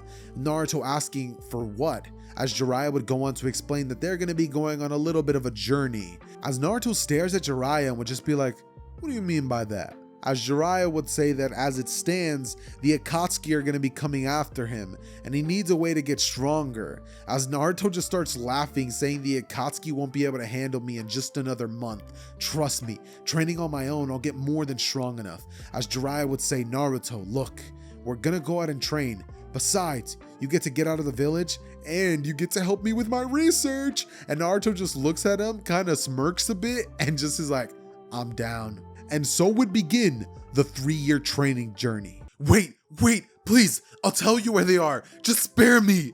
Too late, Naruto would say, as he would stab this man in the chest with his blade before ripping it out and asking Jiraiya if he can finally go back to the village, saying he's been craving some ramen so badly. As Jiraiya would scowl, smacking Naruto in the head, saying, damn it, Naruto, he was our lead on finding the leader of the Akatsuki. But I guess it can't be helped. I mean, you're already stronger than I am, so I guess we can go back. But first, let's get you some new clothes. You grew out of these ones too. As from here, Jiraiya and Naruto would both make their way towards a clothing store, with us zooming in on their perspective, with Naruto staring at himself in front of a mirror, noticing that he was literally bulging out of the t-shirt. It had multiple spots where it was ripped due to the fact that Naruto was so unbelievably buff. So this dude proceeded to make his way towards where the clothes was at and get himself an oversized black normal t-shirt. This is not a compression t-shirt, not at all, but it literally fits this dude as if it was one of those tight compression gym shirts. Mind you, this is an extra large shirt. And bro does not just proceed to buy this, but he proceeds to buy everything, completing the entire drippy Toji look. Before that, he was wearing the like a sweater outfit, like no, not a sweater outfit, but like let's say he was wearing like a white, no. Let's say he was wearing like a black wife beater, like those tank top ones. You know what I mean? And he was wearing like those black shinobi pants, and that was his fit. But now he's like gonna change to like these like white / cream / like beige-ish, I guess you could say, like pants. Pretty much just think the ones that are in the thumbnail, right? But that's not even what I'm trying to get to. Point is, Naruto, after having been doing this and being with Jiraiya for so long, had not only become buff and ferocious as a fighter, as you just saw. I mean, this dude had literally no mercy on this guy that was practically begging for his life and was the only lead that they had to even finding the leader of the Akatsuki. But I mean, it's like, bro, Naruto was hangry. This dude hasn't had some ramen in such a long time, and he's been fiending for it. He wants to go back to the village, and he's done achieving his goal, as he would think about it. Because during this entire time, Naruto would become an expert tactician, a stealth master, as well as having tamed the power of the Nine Tails, eventually pretty much getting to a point where he had plateaued, realizing that he had pretty much made it as far as he could without chakra. His body had pretty much had no more growth left to do. He really did reach the pinnacle of what the human body could do. And even then, he had broken past that several times, but this was truly it. So Naruto realized that he needed some way to get stronger. So what would he do? He ended up finally taming the power of the Nine Tails, hating the fact that he has to, but just in case he ever needs this power, he'll have it in his back pocket, so it never gets to a point where he gets into a situation where he'll straight up die. And because of that, Naruto would have learned a singular jutsu, something that Naruto would have developed after years of being treated like garbage for being chakraless, I guess you could say, or curse energy-less, you know? But during the training, Naruto would have ended up like doing the whole like Kurama situation where like he had to tame him, go into his mindscape, and pretty much defeat him. But unlike in the original timeline where Naruto had the help of Killer B to help him out with that stuff, that's simply not going to be the case in this timeline. He's straight up going to have to figure it out on his own, and that is exactly what Naruto would do. Naruto would find a way to tame Kurama. Plus, this would be kind of a cool way to introduce like Kushina. Since when Naruto is trapped inside of the cage with Kurama, Naruto would just stare at him saying, "Hey Fox, I need your power." But Kurama would like roar at him, basically telling him that he can't, and like he'd like to see him try to take his power. So from here, Naruto straight up began to run inside of his mindscape and run on top of the Kurama, as Kurama would try to slash it in midair. But Naruto would grab Kurama's arm / paw and slam Kurama onto the ground, as Naruto jumps on top of Kurama's like a head, and he just proceeds to like start squeezing like a small part of his head as hard as he can, causing Kurama to let out a huge shriek, shooting tail beast bomb after tail beast bomb to cause explosions to get Naruto to get off of him, but his grip was so tight that it wasn't working, and eventually you would have these chakra chains shoot out, grabbing onto Kurama as Naruto would turn to see his mother. Naruto from here, in this process of like trying to like master, you know, like Kurama's powers, he would have ended up seeing his mom. And the only reason I'm mentioning this is just because it's like kind of a cool scene that I wanted to like introduce, since it won't happen with Killer Bee. So I figured, you know what, let me throw it in here. So yeah, that's what I'm going to be doing. Naruto turns only to see a woman with red hair and eyes that match his. Naruto, no, they wouldn't, because she has like black eyes, I think. Yeah, no. So Naruto sees her and he's like, who are you? Just like straight up looking at her, as this woman would walk over to Naruto and just like smack this dude on the head. He'd be like, what do you mean, who are you? I'm your mother, Naruto. And from here, like Naruto just looked at her holding his head, and he would just ask her where the heck she's been all these years, as he's not sad or angry or anything. And she looks at him and just is like, you've grown up so much, with a huge smile on her face, saying that she's so sorry she couldn't be there for Naruto, as he would just have a blank expression looking at her saying, don't worry about it. I became strong one way or the other, so it's not like I blame you or Pops for what happened to me. It's not like I really care either way. I mean, I turned out fine, as you could see. And she would just look at him and say, obviously you did, you're my son. As she would say, you're really strong, and obviously you didn't need my help to take Kurama down, but I figured it was the least I could do. I mean, I haven't been in your life forever, so consider this my one and only gift to you, Naruto. Naruto turns to her and says, yeah, thanks. As she would just fade away, and she would say, I love you, Naruto. And when Naruto hears that, like, he couldn't help but like have a singular tear go down his cheek, as he would think to himself, like, guess I did have a loving mother. But not wanting to show it, his face would be expressionless, but his eyes just couldn't lie. And so Naruto would leave that realm, having access to KCM1 and all of the other lower tiers of Kurama's powers, when he can just access like little embers of the curse of the actual Nine Tails power, just for relative healing and like quick speed increases. Think like the Kaioken. That's mainly how he uses this power. So from what you guys can see now, Naruto is very, very busted, and he would have became this powerful. And also, not to mention one more thing that I forgot to say that I don't think I said it yet, right? No, I don't think so. Naruto not only during this time would have learned all of the above things that I've mentioned, but Naruto would have managed to get his hand on practically every single legendary blade that he could possibly do, defeating foe after foe, and eventually racking up like the biggest arsenal of weapons. Like, bro might as well be 10-10 straight up. But eventually Naruto would have had every weapon aside from that one guy from the Mist Village, like with the weird like a number 8 shaped sword, and Kisame's blade, who's pretty much next on Naruto's hit list. But before that, Naruto has more important matters to attend to, and that is ramen. Naruto has been fiending for some Ichiraku ramen for years, and nothing in this world or in another world or anything is gonna stop him from getting to that ramen. And so Naruto, making his way towards the village, would quickly just like ignore everything, not like announce, he'd be like, Naruto, Uzumaki's here, bro. He straight up just like walks into the village, and like no one really recognizes him. Like, he doesn't bump into Sakura or Konohamaru or nothing like that. And even if he did, I don't think Konohamaru would acknowledge him, and I think he would ignore Sakura. So regardless, the first person that he actually ends up seeing would be Hinata. And the moment that Naruto lays eyes on her, this dude straight up falls in love. Bro just thinks to himself, she really grew up.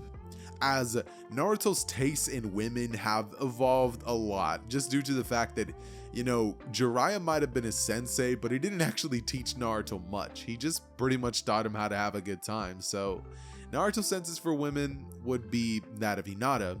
And so Naruto quickly proceeds to walk up to her, and she passes out. And like in this moment, Naruto's like dreams of like enjoying ramen just escape him. Like, all he wants to do is make sure that he bags this girl in front of him, right?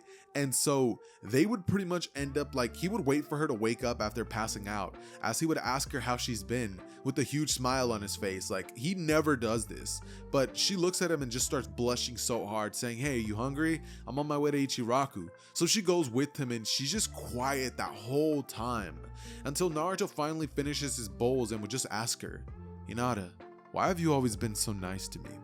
She would then go on to say, well, as she like tinkers with her fingers, like borderline passing out, he's like, please don't pass out.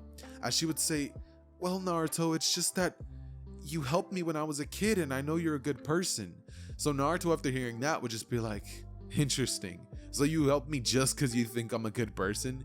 He starts laughing as from here he'd say, you don't know the half of it. And she says, I know you are. I mean, after all, you did take Neji out after what he did to me. And Naruto, hearing that, would say, I guess I did. As from here, he proceeds to just talk with her a little bit longer, and like they don't exactly get on like flirty-ish terms, but like Naruto just discovers more and more about Hinata, and he does want to take her out on another date. So after she proceeds to destroy more like plates of ramen, Naruto, seeing how big her appetite is, would like straight up like, bro has butterfly, like no, he's not butterflies in his stomach, bro has moths in his stomach. Like that's how weird Naruto is, right? But mid-date, before everything could be finished and Naruto could ask her for like to do this again sometime, one of the Anbu would actually end up going over to Naruto, and he would end up telling him that Tsunade is requesting his presence immediately. So Naruto, after sighing, would just be like, fine, as he would make his way towards Tsunade's Hokage tower, and the second that he would enter the doors, he would be greeted to the side of Sasuke and Sakura. After arriving there, he would just stay quiet as he would be told about the bell test, trying to see how strong he's gotten after all this time. But as Tsunade's talking, Sasuke would actually cut her off, saying that they should spar instead, that he has some unfinished business with this guy. As Naruto, looking at Sasuke, would say, that's perfect. I mean, I never was good at holding back. As from here, Naruto would get into a one-on-one fight with Sasuke, as they instantly start going at it. Naruto doesn't go all out at the beginning, just wanting to see how strong Sasuke is, since, you know, he is a smart fighter. He's not gonna just like let Sasuke he's not just gonna go in guns blazing without understanding his opponent. So quickly he goes on to understand Sasuke's fighting style, seeing that he fights like with the sword. So Naruto would take one out himself. Actually no, he uses chakra blades, the ones that Asuma uses, and instead of fighting Sasuke back with a sword of his own, Naruto uses that, using a fighting style so strange that it actually shocks Sasuke. Naruto would land a bunch of blows on Sasuke, causing a couple of scars to appear, as Sasuke would be struggling to land a single blow on Naruto. Eventually, Naruto would pick up most of the things that he could about Sasuke, figuring out a couple of his habits, as Sasuke finally activates his Sharingan, rushing back in, trying to land a Chidori on Naruto, but it just wouldn't land, as Tsunade says, hey, don't go all out, and Naruto just dodges with a smile on his face, saying, you've gotten a lot stronger. As from here, he would say, but so have I, proceeding to land blow after blow on Sasuke, sending him flying back, as Sasuke would be on the ground and his blade would just be standing there. His lightning would begin coursing through it, and as Naruto would start to get closer and closer, he would then proceed to have a chakra, like a lightning attack, hit Naruto, which would actually send Naruto flying, as he would stand back up, and it would have actually created like a massive like scar on Naruto. But Naruto's eyes quickly shift from blue to red as it closes up entirely, and it looks like there was no damage to anything but his shirt, as Naruto says, good thing I bought a couple of these, as he stands back up and pretty much just perception blitzes Sasuke, as he would hold one of the chakra blades to Sasuke's eyes and the other one to his throat, as he would say, checkmate. And from here, he would go on and pretty much tell Sasuke how glad he is he got stronger, but ultimately saying something along the lines of, but you know what, I'm still number one.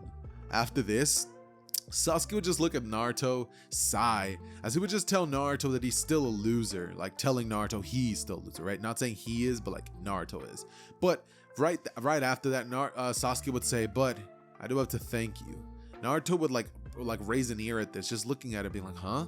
As he would say, back then when we fought at that one place, what's that one place called? I don't know, the Valley of the End. Saying, when we fought at the Valley of the End, I was lost, but eventually, thanks to you and Sakura, I was able to be put right back on the right path. Now I know how I'm going to defeat Itachi, and I'm not going to do it by running away to Orochimaru. That's the weak path. I'm going to follow my own path. As from here, Naruto would just smile, saying, well, I'm glad, as Sasuke goes on to pretty much explain that Sakura was there for him, helping him in this hospital, as he would have tried to escape multiple times, but Sakura would have just been there to heal him, and every time that he would push her away, basically saying he doesn't want her, he doesn't need her, that all he wants is to kill Itachi, she never went away. And it eventually led to an actual like relationship brewing between Sasuke and Sakura, which isn't just gonna be like, you know, they're kind of the only ones able to date, but it's gonna be like a naturally fleshed out relationship where both of them are actually straight up super happy with each other.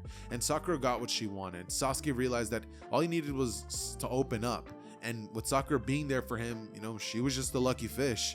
And so Naruto, after hearing that, would just be smiling, as he would just go on to turn, like not say anything to Sasuke or turning to any of them, just saying, just doing my job, as he would walk away and have a huge smile, like not a huge smile on his face, but like a slight smirk. As after this, I could see Naruto making his way home after, you know, showing everybody just how strong he is, and Jiraiya saying, does it look like I was exaggerating with how strong he was? And Tsunade would say, not at all, Jiraiya, I believe you now.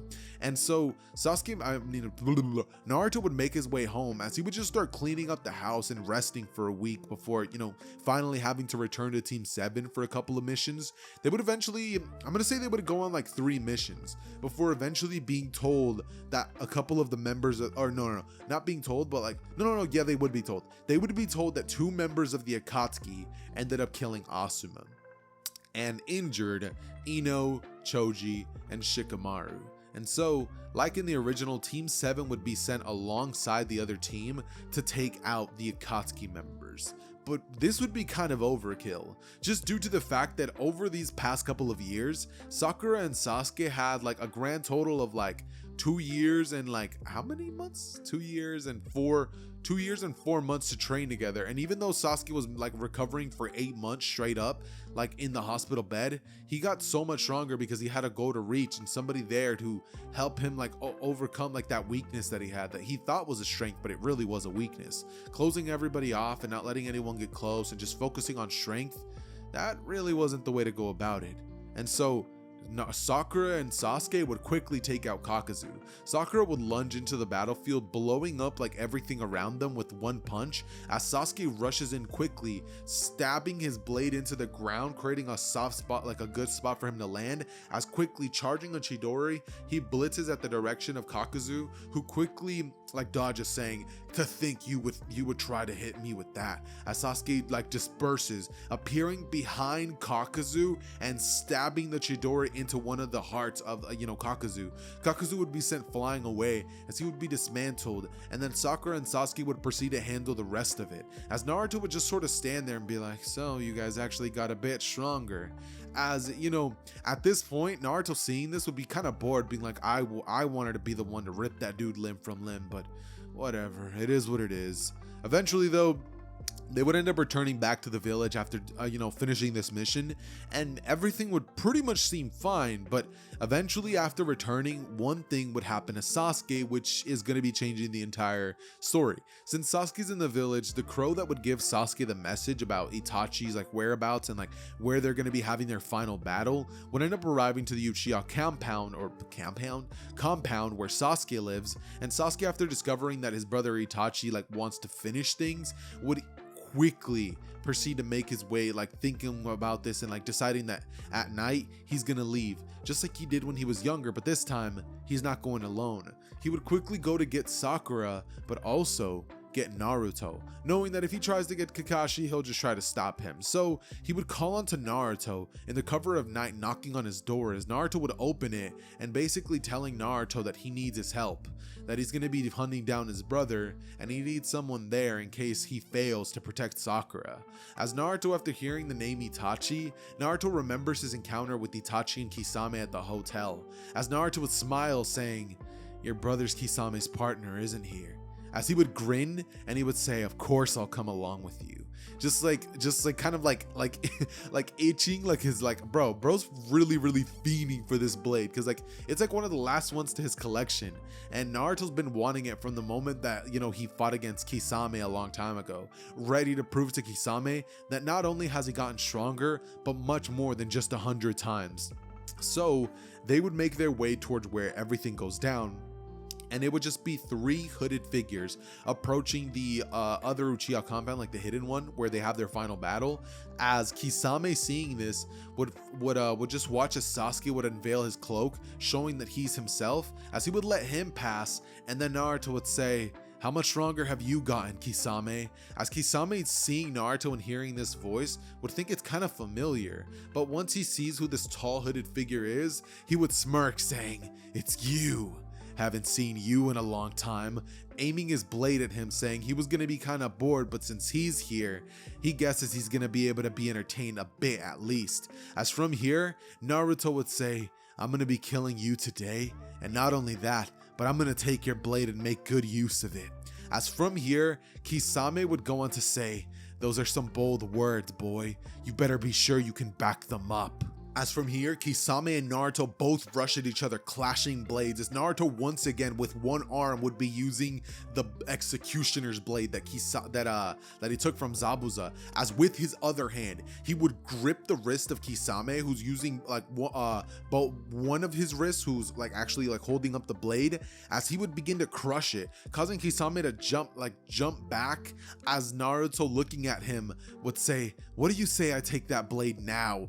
rushing in and striking the blade as hard as he possibly could, sending it flying out of Kisame's hand, as Naruto in this moment would stab the executioner's blade into the ground, and saying that he wasn't here to test out his swordsmanship ability against Kisame. He's far weaker than he is at that. He's just here to utterly decimate him as payback for what happened when he was a kid. And so Naruto would take out these nunchucks. As quickly he begins spinning them in his hands, rushing in towards the direction of Kisame, as he smashes Kisame's arm, who he would try to use his forearm to block the attack, but it would instantly get broken, as this dude is fighting 7th gate might guy levels of strength right now, you know what I mean? And Kisame's arm is broken, followed by Naruto spinning it in his other hand, whacking Kisame to the side of the head, sending him flying. As Naruto jumps up into the air, spinning it once more, he connects all of the entirety of the nunchucks, causing it to form a giant staff, as he stabs it into Kisame's body, piercing him into the ground. As Naruto from here would proceed to stab it out, splitting up the nunchuck once again, as he proceeds to beat the head of Kisame into the ground over and over and over and over, until it was unrecognizable and it looked like a fish market that just had gotten gutted. That's how gruesome it would be. Naruto from here would then stand up, as Kisame is just straight dead, bro. There's nothing Kisame was going to be doing at this point. And Naruto would just walk over towards the blade that Kisame had, grabbing onto Samehada, as Naruto would smirk and say, "Finally, I took care of that itching pain that was bugging me for the past couple of years." As Sakura, who was watching that entire thing, would be like, "This guy really did turn into a monster," kind of being like, he really hasn't changed at all. As suddenly, you would just hear explosions going on where Sasuke and Itachi's battlefield would actually be going down. And unlike in the original, where Itachi had to push Sasuke to his absolute limit and then some, to pretty much extrapolate Orochimaru from within him, which is kind of the goal that Itachi was actually aiming for in the original. Right as that would happen this timeline, because Sasuke never goes with Orochimaru, he never kills Orochimaru, which means he never absorbs Orochimaru, which means Itachi has no reason to push him that far. And so in the battle, Itachi just tries very hard, so he doesn't make it look like he was killing himself and just letting Sasuke do it. But ultimately, we don't necessarily get Itachi whipping out the Susanoo or nothing like that. Itachi just straight up gets defeated by Sasuke, who's very, very drained, but he doesn't get to the point where he has to go too crazy. He does use the power of the curse mark, which is something that he did he does practice, and he just defeats Itachi. As once that happens, Naruto and Sakura would arrive on the battlefield, seeing everything that happened, as Itachi just tapped his forehead in his final moments. And right after that would happen, they pretty much end up making their way back towards the village. And now you guys might be wondering, okay, so why does Obito not take Sasuke? Why does he not come in and take advantage of this and take him and heal him like he would in the original? Well, it's just due to the nature that Naruto's there, and he knows that Sasuke still has some fight in him, and he really doesn't feel like dealing with that problem right now, so he'll take care of Sasuke later. And so what pretty much happens is they return to the village, and upon returning, Naruto ends up finding out some horrible news. When he returns, he would be told by Tsunade that Jiraiya, he's dead. He died to the leader of the Akatsuki. And once Naruto hears that, Naruto would be filled with rage, as Naruto doesn't wait for a second, and after hearing that, Naruto doesn't stop to try to figure out the weaknesses, the identity, what this dude's on, like what he does. Like, Naruto's so filled with rage that in this moment, all that goes out of the window, and he just rushes to the Rain Village, dead set on destroying everything and anything to take out whoever this guy was that took out his sensei, more specifically, his friend. That said though, Naruto would eventually end up arriving to the Rain Village, where he eventually meets face to face with Pain, as he would then say that he's not here for revenge, but to finish what his master started, glaring at Pain with menacing eyes as he would rush the paths who would dodge out of the way, shocking Naruto, who quickly realizes that they are all linked somehow. So he would begin to test the waters, finding out as much as he can about these guys and how they fight, how they work, eventually learning how the actual connection between their eyes works, just like Jiraiya would have in the original, but a lot quicker, just because Naruto is a lot more smart as a fighter. And so eventually Naruto would throw a paper bomb, which would create a smoke screen, as he would jump straight at the Asura path and just land a blow, just destroying it, with the Asura path not being able to react fast enough, as he would then realize that these things, they're not humans, because that thing didn't like the head didn't pop off, or his face didn't hit bones or nothing like that. Like, it hit like a thing that almost looked like a robot or something like that. And so Naruto realizes that he can't use that specific weapon. As from here, Naruto would then proceed to take out his scroll, wielding the Thunder Blades, as he would have actually ended up taking from one of the members of the Mist Village's swordsmen of the Mist, you know what I mean? As they would generate lightning without chakra, and Naruto would rush in once more, trying to destroy the paths, but he would be stopped by summonings from the animal path, as Naruto has to quickly rip them apart with his lightning blades, striking at the ground as gigantic bits of lightning would come down, and Naruto in the rain would just be standing there as he would destroy 3 of the animals, eventually getting to the gecko, the weird little I think it is a gecko, just destroying everything that he could possibly do, and eventually having to jump back because right now dude's fighting so many things at once. Eventually missiles would shoot at him, as Naruto, trying to dodge them, wouldn't be able to dodge all of them, getting hit by a couple of them, as his shirt would have been blown to bits, and Naruto would just stand there asking, is that really it? As from here, the human path appearing behind Naruto would attempt to rip his soul out. But Naruto, sensing this, would dodge out of the way, asking him how in the world they're all linked together, as using his senses that he would have due to, Toji's abilities, he would be able to get out of the way and ask how in the world he's supposed to deal with those damned eyes. As from here, the Path of Pain would say nothing, as he would continue fighting them, and they would quickly work in tandem, trying to destroy Naruto as quickly as possible, and their teamwork would be a huge Pain in Naruto's side, which is actually posing a huge threat to him. But Naruto eventually would push them back, as he would eventually get so tired of them, and the animal path's animals aren't making anything any easier. So Naruto decides to rush it and try to just kill it as fast as possible, realizing that has to be the one responsible for all those animals. So he would rush in, taking any and all attacks to get as close as possible, trying to kill it.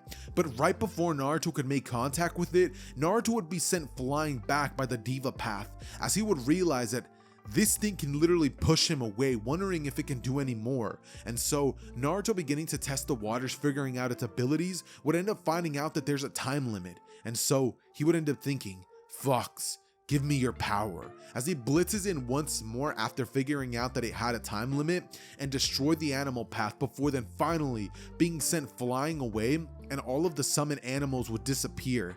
From here, Naruto would wipe some blood off of his cheek as he would say, 2 down, 4 to go. But suddenly, Konan's paper bombs would surround him, as they would explode, and Naruto would just be sitting there, basically of tanking it all, with nothing but just some smoke debris being on his body, as he would say, hey, I just got this shirt, As from here, he would go over towards her direction, blitzing her, as he would then be shot away before he could land the blow by the Diva Path once more, just being like, damn it, no wonder Jiraiya Sensei died.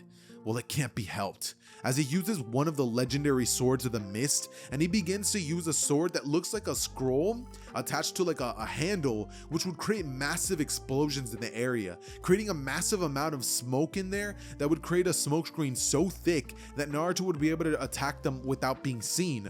But it would quickly be shown to Naruto that they could still see him, as Naruto would quickly change his strategy, rushing towards the direction of the Diva Path, who would blow him back perfectly on target, as the Diva Path would just like look at him and be like, you know I can still see you. As Naruto says, I know, that's the point. As from here, he's sent flying directly at the Naraka Path, who he would blow up quickly into a million little pieces with his blade, as he would then smile saying, 3 left, playing into like basically acting like he didn't have a plan to actually destroy that last one, as he then looks up at them, cracking his neck saying, this should be much more manageable, as one of the paths would rush at him trying to steal his chakra, but because Naruto actually has none, Naruto would just stare at it and barely land a punch on it, which would shatter it into a bunch of pieces, as he would simultaneously be sent flying away, which is, you know, kind of why he couldn't land the full punch, as it would only be his pinky finger which would have actually made contact, but that would have been strong enough to shatter its head off. And so Pain would actually realize that this guy is a monster with nothing but taijutsu and kenjutsu alone, saying, Jiraiya trained you well. As Naruto says, don't go praising the old man too much. I learned most of what I know on my own. As he would say, he just taught me how to have a good time. Rushing in, as he would eventually be blown away, as he would glare at the Human Path, Diva Path, and Konan, thinking, this is gonna be so much fun, saying, once more Fox, I'm gonna help myself to some power.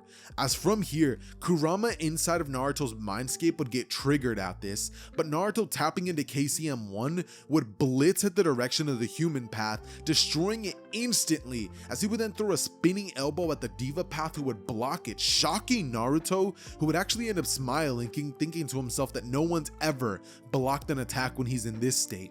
But eventually he would be blown back once more, as he would then look back up to see Pain standing over him, as he would smile, blitzing past Pain, who he knows can't use his ability yet, grabbing onto Konan by the mouth, like her cheeks, you know what I mean, as he would then say, stop using that annoying ability or I'll rip her head in two, as Pain, seeing this, would actually end up pulling Konan towards him, but Naruto, not letting go of her, would go along with her, as he would rip her apart, or so he would think, as she would just turn into paper, and Naruto would be face to face with the Diva Path, landing a blow to destroy the path in the stomach, which causes him to bow down, as he would then lift his leg, smashing the Diva Path's head into the ground, as he would then turn to Konan asking, now, where is he?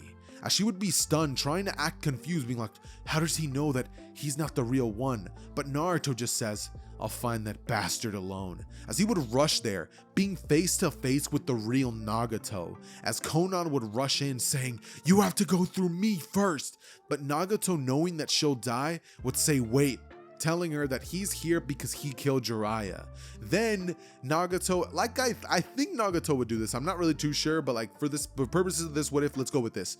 He would then proceed to go on a long monologue about his backstory and things along that sort, but after Nagato would almost be done, Naruto would just cut him off saying, blah blah blah, do you ever shut up? I don't care how sad your life was or how weak you look in your current state. Bottom line is, I hear you're the leader of the Akatsuki, and I'm here to kill you. So unless you have any last words, then die! Rushing in with the blade, as before he could actually land it, Nagato would utter out the words, Nagato would utter out, wait, I'm not the leader. As Naruto stops just short of cutting his head clean off, and some blood would begin trickling off of the blade as he barely cut into the skin, as he would ask what he's talking about, and Pain would explain that the real leader is Obito, as Naruto asks if that's true, with Nagato saying it is. But as he would say that, his head would hit the ground because Naruto would have cut it off and walked off, telling Konan that if she wants to get revenge, to be his guest, but she'll just die. So he suggests she knows her place, as he would walk off with the head of Nagato in his hand, returning to Konoha after finding out about the real leader of the Akatsuki's whereabouts and thinking to himself about what he should do. When he would return to the village, however, Naruto would actually discover that Sasuke's gone, because over the time that Naruto went to go take out Pain, since Pain doesn't come to the village, and that 1 week break that he normally would use for the Sage Mode training, Obito had the perfect opportunity to arrive and tell Sasuke the truth about his brother, leading Sasuke to go down a dark path and leading him to abandon the village, with Sakura begging him to stay but Sasuke not listening, saying that he'll be back, but not before he destroys this village. As from here, when Naruto arrives, he would be told about the situation and Sakura would beg Naruto to bring him back, as Naruto says, "Fine, just stop whining." And so he would grab his stuff and try to find a lead on the leader of the Akatsuki's whereabouts, eventually bumping into Deidara and Sasori, who he would easily make quick work of, finding nothing out about Obito since neither of them would actually know anything. And so after beating the both of them senseless, he would walk away, but would stop short of leaving because he would sense someone strong. And so he realizes that turning away, he would notice that it was none other than Obito, as well as Sasuke. So Naruto, seeing this, would ask Sasuke why in the world he joined this man, asking him if he has any idea who this guy is, as Sasuke says, "Yeah, he's the guy who's gonna help me get revenge for Itachi." As Naruto would be confused, just saying, "Look Sasuke, I'm gonna kill that man whether you like it or not, so if you don't get out of my way, you're gonna be back in the hospital." As Sasuke says, "Try it, Naruto." And so Naruto instantly rushes Sasuke, who stops him with the Susanoo ribcage. But Naruto, seeing this, not caring at all, would just punch at it again, shattering the ribcage, going all out this time, as he would rush into Sasuke once more, and Sasuke would kick Naruto, trying to push him away, like actually feeling fear. Like in this moment, he felt like an animal being hunted by a predator. But Sasuke's kick did absolutely nothing, and Naruto says, "Let me return the favor," as he throws a kick to the side of his head, followed by grabbing Sasuke's skull and shoving his knee into his face, sending Sasuke flying into the air, as Sasuke mid-air would be grabbed by the leg by Naruto, who was about to slam him into the ground like a rag doll. But before he could do that, he would stop, sensing an attack approaching, as suddenly the Amaterasu would actually come shooting at Naruto, but because Naruto dodged it, he was able to dodge out of the way before it could even touch him, saying, "Damn it, Sasuke, why do you always have to get in my way?" As he would use Kurama's powers, blitzing in with the blade, as he would slash Sasuke in the chest, leaving him on the ground unconscious, like the dude was not going to be waking up. As from here, Naruto would throw that blade onto the ground, turning towards Obito as he cracks his knuckles and says, "Now that he's taken care of, what do you say we get started?" As Obito asks Naruto where the Rinnegan are, and Naruto says, "Alright, the eyes of that anorexic freak, I destroyed them." As Obito, hearing this and realizing that without those Rinnegan, he literally won't be able to enact his evil plan. So this dude would instantly be full of so much rage, as he would rush Naruto, going in for a full power like killing blow, since he has no use for the Nine Tails anymore either way. And so that blow, like if Naruto had a health bar, just to put it into perspective, would have straight up destroyed 50% of Naruto's health, as Naruto would be sent flying back, coughing out some blood as he lands on the ground and begins tumbling away. Naruto rushes back in at Obito, trying to land a blow as best as he can, but he realizes his weapons literally cannot touch him. Naruto, realizing that this guy must have some sort of phasing ability, some sort of spatial ninjutsu that makes it so that he can't touch him. And so Obito proceeds to be the only one that dogs on Naruto. This dude proceeds to get beat within an inch of his life, as Naruto would find himself on the ground bloodied and battered, with Obito standing over him, basically telling him that he ruined his plans, asking him if he's happy. Now no one will be happy. as Naruto, looking to like Obito, would like cough out some blood, having like basically 1% health on his health bar, would stand up as like instantly his health bar like grows twice as large, and it would be like final boss mode, you know what I mean? As Naruto just stares at him and would say, "You thought that was it? You really thought that I was gonna die that easily? You know, after years of having no chakra and being ridiculed for it, not having these powers, I always wondered how someone else would feel if they didn't have access to their little ninjutsus or crazy powers that I never had access to. And you know what? You're gonna be the first one to know what that's like." As from here, Naruto forms like to a hand sign, as he would say, "Domain expansion." Using a domain expansion jutsu that he would have created, since, you know, he doesn't actually have cursed energy, but he would have ended up creating a jutsu that basically cuts off the chakra pool of his opponents just for a couple of seconds inside of this domain, which is completely unescapable, mind you, because Obito can't like phase out of it because no chakra, you know what I mean? So he's unable to do anything about it. It would just be void, nothingness. It's just white. That's all it is. As Naruto stares at Obito and asks him, "Have you ever stared into the abyss? You ever known what it was like to be so weak that everybody picked on you? So weak that you started believing that you were the scum of the earth yourself? You probably haven't. So I'm gonna show you what it's like to be on the other side of things." Rushing in towards Obito, shattering his jaw with one punch as he quickly goes to grab his arm and shatter it over his knee, followed by Obito trying to punch him in the face because like that's all he could do, but Naruto counters it with his elbow as Obito's hand would straight up break with or Naruto's like elbow being punched there, as suddenly Naruto would stab both of his fingers into Obito's eyes, like destroying the Sharingan that are there, or like what would be there, the singular one, as he destroys the other one. So now he can't even do that one move where he like comes back from the dead. So Naruto straight up beating this man Obito, grabbing him by the hair. He would shove him into his knee over and over and over, followed by picking this man up, slamming him on the ground, and then proceeding to break each finger individually as he begins to stomp on Obito's head, who's on the ground, mask broken, bleeding everywhere profusely, as Naruto says, "Now you know what it's like," as he punches Obito's skull in, leaving his hand indented into the skull of Obito, as he would just walk away and the whiteness of that area would just disappear, with Naruto walking away from the leader of the Akatsuki's body, just thinking to himself that that was fun, grabbing onto Sasuke and getting deja vu as Tsunade watches as Naruto walks into her office with Sasuke's body beaten and battered, as she says, "You couldn't have gone any easier on this guy, Naruto?" And he says, no, I couldn't. He was being stubborn." As from here, Tsunade would just say, "Whatever." And Naruto would say, "Now that the threat of the Akatsuki's over, I expect to be rewarded handsomely." And so she would go on to pretty much explain that he will be, as Naruto just gets this huge reward. And following this, Naruto never really like thinks like, "Oh, I want to become the Hokage" or anything like that. Like Naruto just sort of becomes a dude that's like for hire, gets with Hinata, and eventually ends up like just marrying her, not having Boruto, but instead having a character by the name of Harumi, a daughter. Yeah, Harumi.